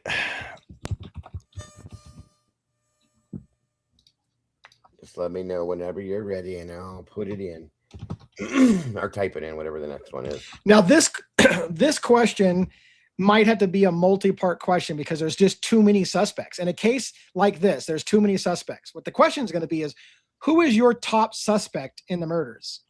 Okay. So, and let me clarify this. I generally mean that you believe that person for sure did it, not necessarily where you think they did it alone. It's just that you're for sure that they were there as part of the murders, right? It doesn't mean that you think that, because it's too complicated to get into whether or not you think they did it alone or not. Okay, so who is your top suspect in the murders? First choice, Brian Coberger. The guy confessed to it, right? Second choice, Jack DeCoeur, the ex-boyfriend, right? A third choice, which is only probably popular for my audience, maybe, which is Brent Kopacka in any kind of shape or form, and Jack Showalter is the fourth choice. So I'll let you get those kind of queued up.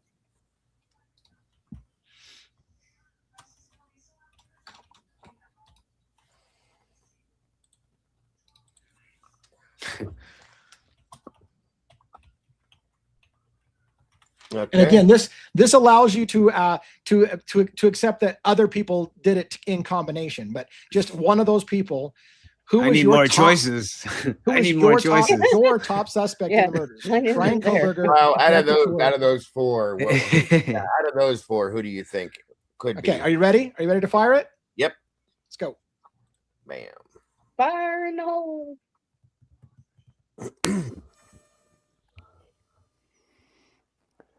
Oh wow.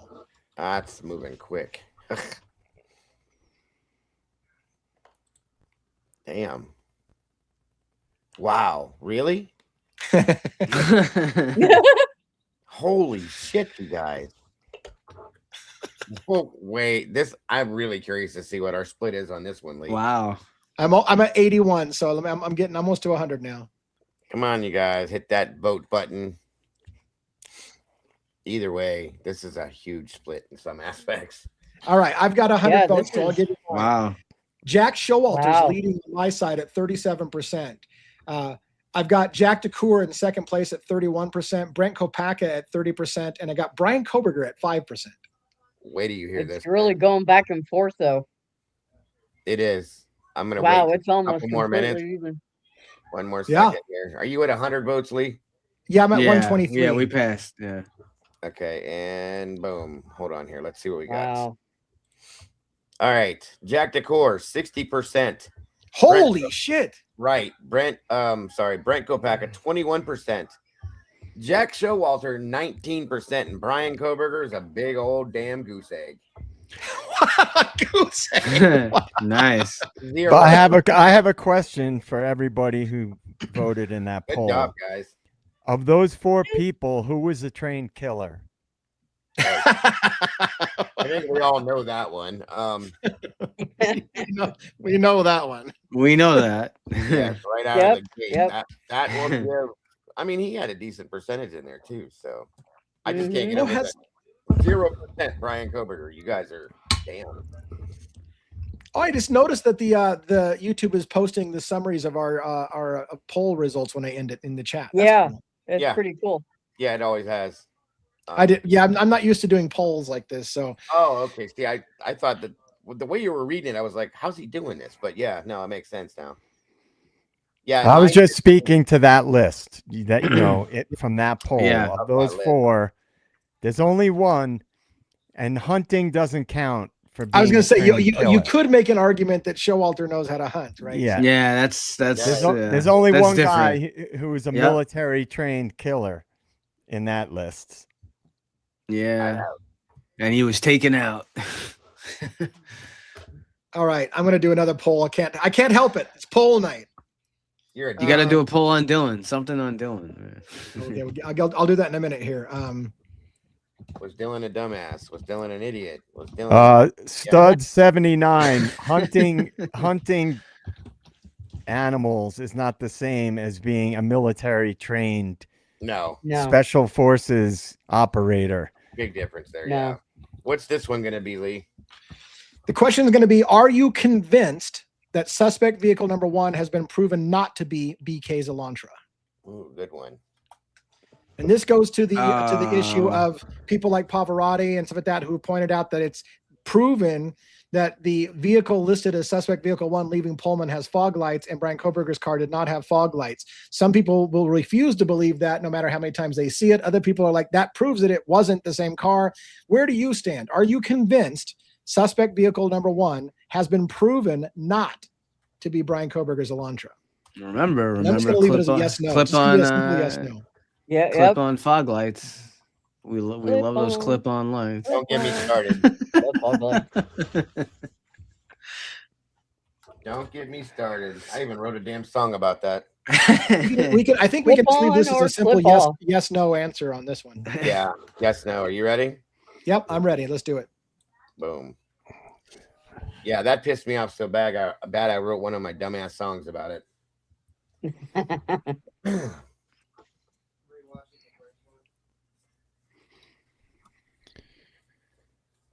Oh wow, that moved quick.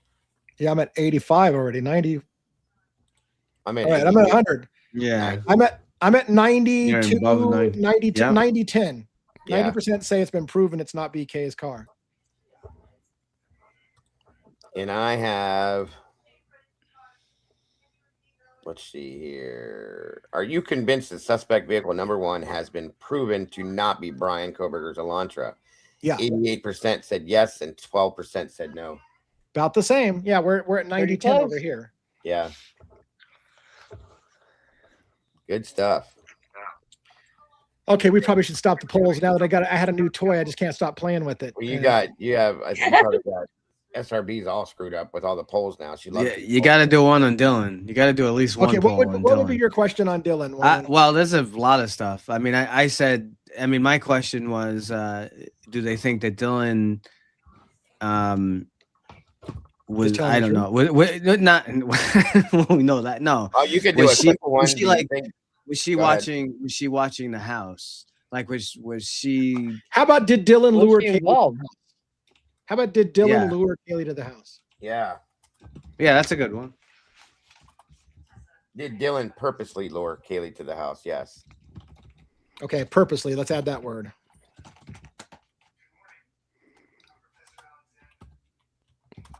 Now you got me all excited about these things. I do them from time to time, and that's a simple. Yeah, we're gonna leave that as a yes/no question. Did Dylan Mortensen purposely lure Kaylee to the house that night? All right, you ready? Are you ready? Yep. Fire it away. Fire in the hole. Fire in the hole.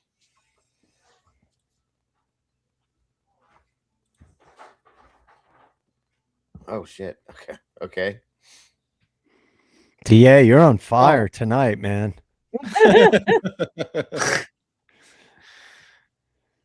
All right, we're over 100. We're over 100 votes. We've got an 89-11 split. 89 yes, Kaylee was lured back to the house. 11 no. I have 90-10. Yeah, yes. same audience. We just went to 90-10. 90-10 over here as well. Yep. Same audience. Wow. Same peeps. Crazy shit. It is wild. Very wild. We could probably do 35 different polls about Dylan, you guys, to be honest with you. Right. Oh, how about we just ask the audience? Why am I doing this? Somebody stop me. Somebody stop me. How about, do you believe the murders happened between 2:30 and 3:30, or do you believe the murders happened between 4 and 4:30? So I'm going to just do that. I can't. That's a long question. So what time do you believe the murders happened? There you go. Yeah, let's do that. What time do you think the murders happened? Can I propose a poll after this one? Yeah, for sure. So option number 1 will be 2:30 to 3:30 in the morning. Actually, let's do before that, because some people think it was even before that. Yeah, so like let's say 1 to 2. Yeah, let's do 1 to 2. 1 to 2 a.m. We'll do 2 to 3 a.m. We'll do 3 to 4 a.m. And we'll do 4 to 4:30 a.m., which is the official, right? Yeah, and then the actual 4 to 4:30, roughly. Yeah. Yeah, right, roughly. All right. Are you pretty close to being ready? I am ready. All right, let's do it. There we go. You never had the option to do polls before tonight? No, I did. It just never really got into it. But now all of a sudden, okay. Got you. Rigid with anticipation. Absolutely understood. Yes. Wow. Yeah. Oh. We got over that's a good old Hippler. 75% of the people think it happened between 2 and 3 in the morning. Let's ask Hippler what he thinks. I have only 7% of audience thinks it happened during the actual time that they said it did. Yeah, I have from 2 to 3, 71%. 1 to 2 is 11%. 3 to 4 is 11, and 4 to 4:30 is 7%. Wow, so similar, so similar. Yeah. You know what I'd be really curious about is I'd be curious to see how our audience stacks up to a Pavarotti or to a Lana or to a Jules. Like, are those the same community, or is there a bigger split on how those channels react? Right. Oh shit! Good stuff. I have one now. I want to throw out real quick, if you don't mind. Yeah, didn't Joe have a question he wanted? Or who? Oh yeah, that's right. Go ahead, Joe, with yours. I'm sorry, I forgot that. Yeah, I would like to know, what do you think the probability, and you could put a couple of percentages in there, DA, that your camera battery would die and you would pull into the Moscow PD parking lot to change the battery?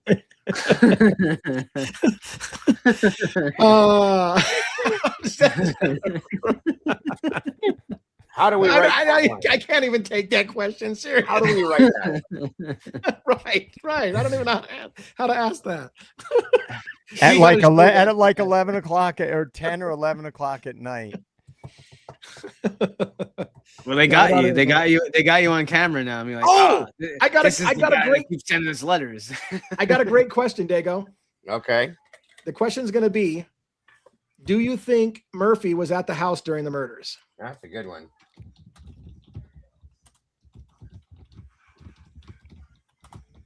And we'll just leave it yes, no.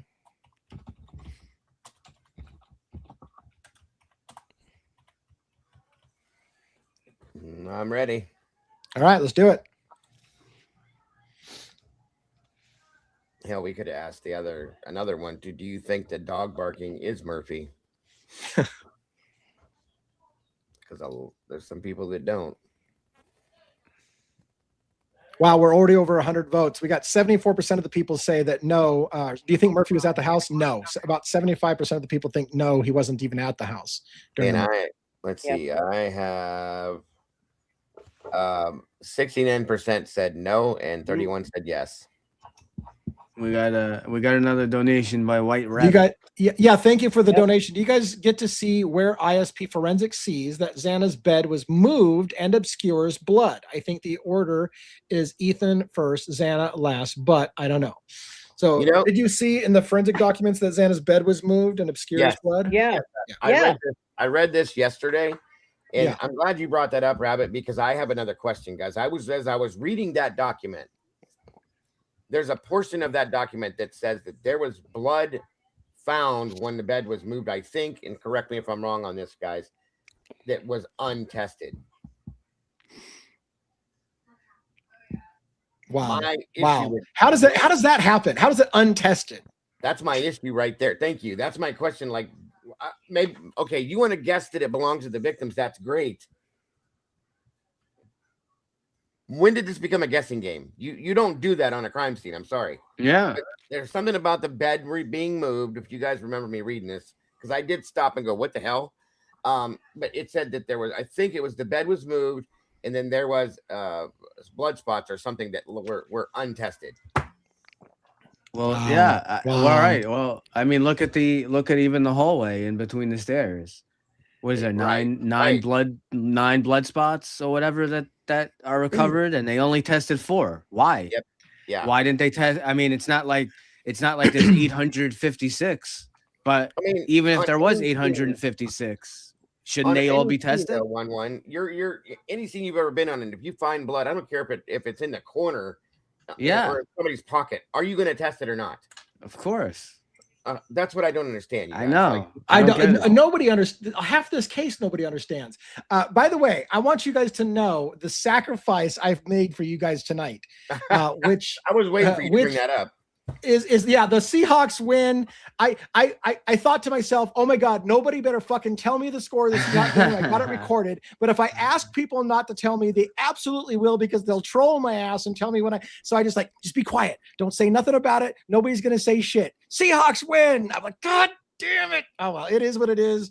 I'm glad to hear my Seahawks won. I was hoping that I could just slide by, but pretending like it didn't happen. But there goes my game. I don't need to watch it now. I know who won. But thank you so much, and congratulations to the Seahawks, who are in first place for the playoffs and have a bye and all that good shit. Really, really good positioning for the Seahawks, and that's amazing. Thank you so much. Congrats.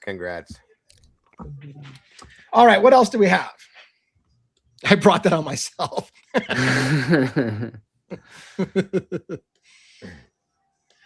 Any other? I mean, we've talked. Okay, we've talked all Idaho 4. Is there any Delphi stuff we want to talk about? Any other case? Or are we just good? Closing on Idaho 4. Do we still? Yeah, if I can, real quick. I'm sorry, I didn't mean to interrupt you. Before we step off that, I'm curious to know what everybody thinks about the big chunk of our conversation tonight. What your guys' thoughts are on. What do you guys think? From what we discussed this evening about this relationship between the police department and the university and the options, you know what I mean? Yeah. I kind of had a poll on that earlier. Like, did you learn anything tonight? Did anything about this change your mind? And I can't remember what were the numbers. It was like a 30-30. Like, yeah, some people said it changed their mind. Some people were like, I'm not sure. I'm still thinking about it. So about 60% fell between the whole. Okay. It either changed my mind or I'm still thinking about it. And then there was a few people that were unchanged from what we've shown. No. One thing, the first thing that comes to mind, Dago, when you say that, is the whole Rosie situation. Mm-hmm. That it's very possible, and DA brought this up as well about Rosie, that he was the guy watching that house, and that's why he split, because he was supposed to be the guy keeping an eye on that house, and shit went down. He disappears, and they have to change the timeline because he may have been at that house earlier in the night, and that would put the microscope on MPD, and also related to the patrols that were going on. Yeah. But that explains a couple of different things. That's just the first thing that comes to mind. As soon as not even earlier in the night. I mean, the Banfield stop is right at 3 a.m. It's like right there where the screaming was going on. Which is interesting because again, he's right according there. According to that document we read, that's when the official patrol ends, is at 3 o'clock in the morning. For that group. But yeah, and it's interesting that, like I said, I couldn't help but bring that to the table, wondering this goes down and then Rosie disappears. That just it just doesn't. I can't help it. I'm sorry. Too many people retired or disappeared right after this. Captain Lanyard he retired. Rosie disappears. Judge retires. Judge retires. Chief Fry runs for sheriff and fails, thank God. And then supposedly retires, but then he transfers to Washington to somewhere else. Janke, Pullman's police chief, retires, but then he goes somewhere else. I mean, Payne goes to the university instead of at the university. Yes, I mean, and there's other officers within the department that disappeared, that ended up moving off or being transferred somewhere else. And this all happened in a span of a few years. Oh yeah, not even. Yeah, and here's the not thing, even the two police chiefs guys retiring and then going and working in another place. Come on. That's do we know what Payne's exact position is? He's chief in a place in Washington somewhere else. No, but for the university or Payne. Payne. Brett Payne.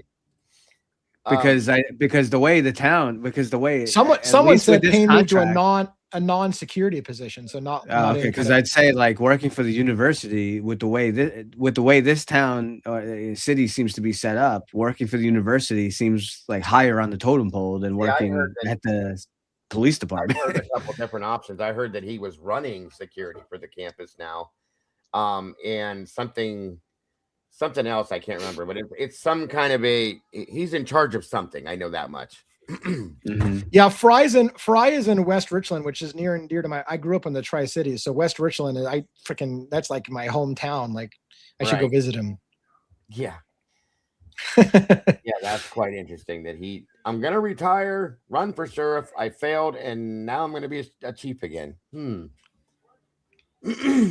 All right, there's a poll question I have to ask because it's one that now that I'm realizing it bugs me a lot. Here's the poll question. Was a gun involved in the 1122 King murders? Yes or no? Was a gun involved in the 1122 King Road murders? You just want to leave that as a yes, no? Yeah. And that's a complicated question too. It is a complicated because it could be stun gun. Yeah, it could be stun gun. It could be beanbag gun. Any kind of gun. Gun could be involved too without being fired. Yeah, true. Yeah. So someone could. Right. If so someone could have a gun at all. Yeah. In the crime. You ready? Whenever you're ready, Yep. I'm ready. All right, fire it off. This has actually been kind of fun with this tonight. Yeah.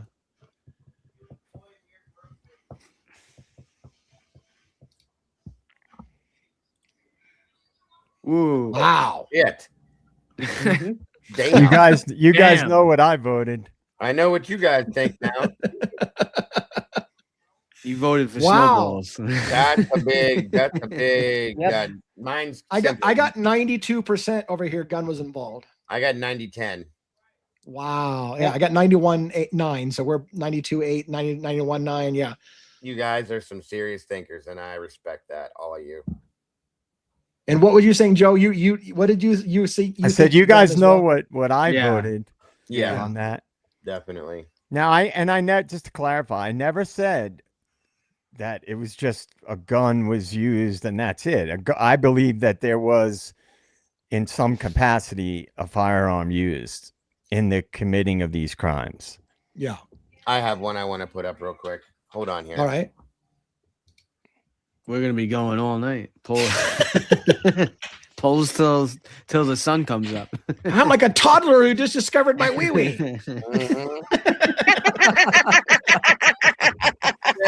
Put that on a shirt. Bang, bang, bang. That's our next Oh, slogan. Amanda, there's another one for you. Put it on a shirt. Yep. All right, what's the, I should have never said that. That's gonna be all over the place on it. All right, what do we got the question? Okay, so the question will be, does MPD know who committed the crimes, if not Brian Coberger? It's just simple yes, no. 1-1. Yes. Seahawks fan 72 says Lee just discovered his poll. All right, here's the question I typed up. I love it. You guys are fucking killing. Well done, Seahawks fans. Well done. Love Well it. done. Love it. Does MPD know who committed the crimes if it wasn't Brian Coberger? That's the Yes. question. Is that too complicated of a question, or is that good? No, I think that's perfect. If it You wasn't ready to go Brian for it? Coberger, do they know who it was that committed it? All right, let's fire. Off we go.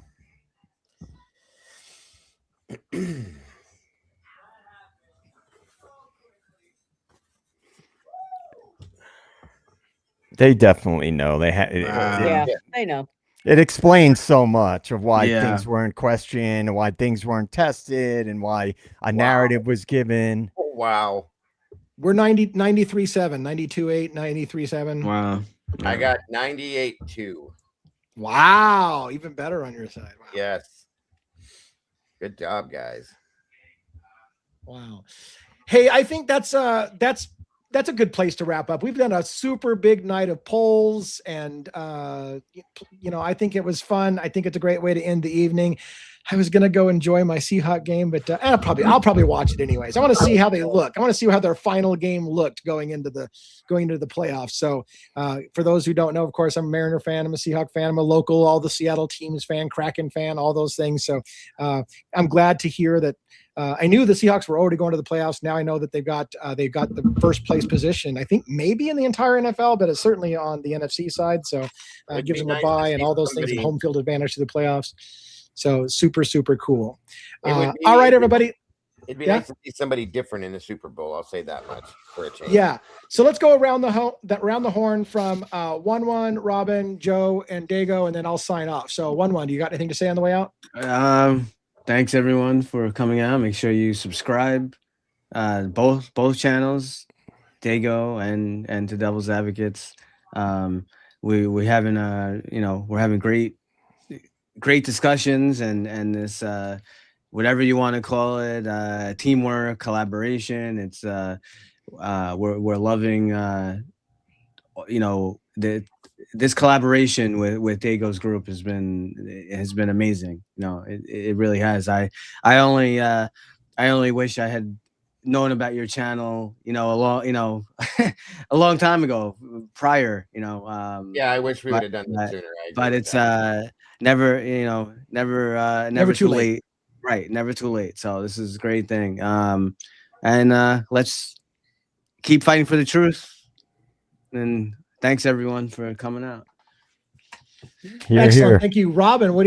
Robin and crew, everyone who put together that sizzle reel again. Thank you so much. We will be using that sizzle reel as our intro now. And I know Robin said she might tweak it just a hair more, so it might be a little different next time you see it, or maybe a couple nights from now. But thank you so much for that. Robin, what do you got to say on the way out tonight? Well, you're very welcome. Thank you to everyone for coming out and being such good sports. This was really great. Shout out. I understand Phoenix was in the house tonight a little bit. So Very shout cool. out to Phoenix Talks. Great for you know, that you stopped in, and Absolutely. thanks for all the super chats and the gifts and everything else on both sides. It really helps. Your generosity is always appreciated, and yeah, make sure for our side tomorrow night. Lee takes Sundays off, but the rest of the crew will be around normal time, 6 p.m. Pacific Standard Time, and or no, 6 p.m. Pacific Standard, 9 p.m. Eastern, to hang out, and we'll have maybe some more polls, and who knows what else we're gonna do. So, Do I get to be the poll master tomorrow? Sure, sure, Dago. All right. Yeah. You could be the pole master. Yeah, you're gonna have to be, because I'm taking the night off. I'm playing cards or something. There you go. There you go. And I just say jump in quick. Robin put a lot of work into tomorrow's show, so I hope Very everyone cool. comes out. Please do. JJ, what do you got for the end of the night? Yeah, well, thank you to all you guys and to the Den, first of all. And I think this document that we reviewed tonight connects a lot of dots, at least for me, things that I've felt strongly about. It does explain a lot of things. And I think, again, it's another thread to pull. Every time you find a legitimate thread to pull, if you follow it, it leads to something. And that's really what we're trying to do. We can't all, obviously, with a big panel and we're doing polls, we can't all give our detailed breakdown of each of our theories on here. Because I saw some people in the chat, they're like, oh, you guys are not thinking outside the box. If we make comments about specific little threads, that doesn't mean that that's the only thing that we are looking at. So it's important to realize that. And just somebody had asked about, they couldn't find State of the Deep. My YouTube channel is not up and running yet. I'm on Substack and I'm on X. And I was actually just working on stuff for the YouTube channel today. So hopefully that'll be up soon. I've been really busy, so it's been precluding me from getting on it and finishing everything. But thank you for asking. And again, thanks to everybody. Always a good time. Awesome. And Dago, you get to say, well, not quite the last word, because I'll probably close after you, but you can say your piece to your group and my group. And what do you got going for sign off?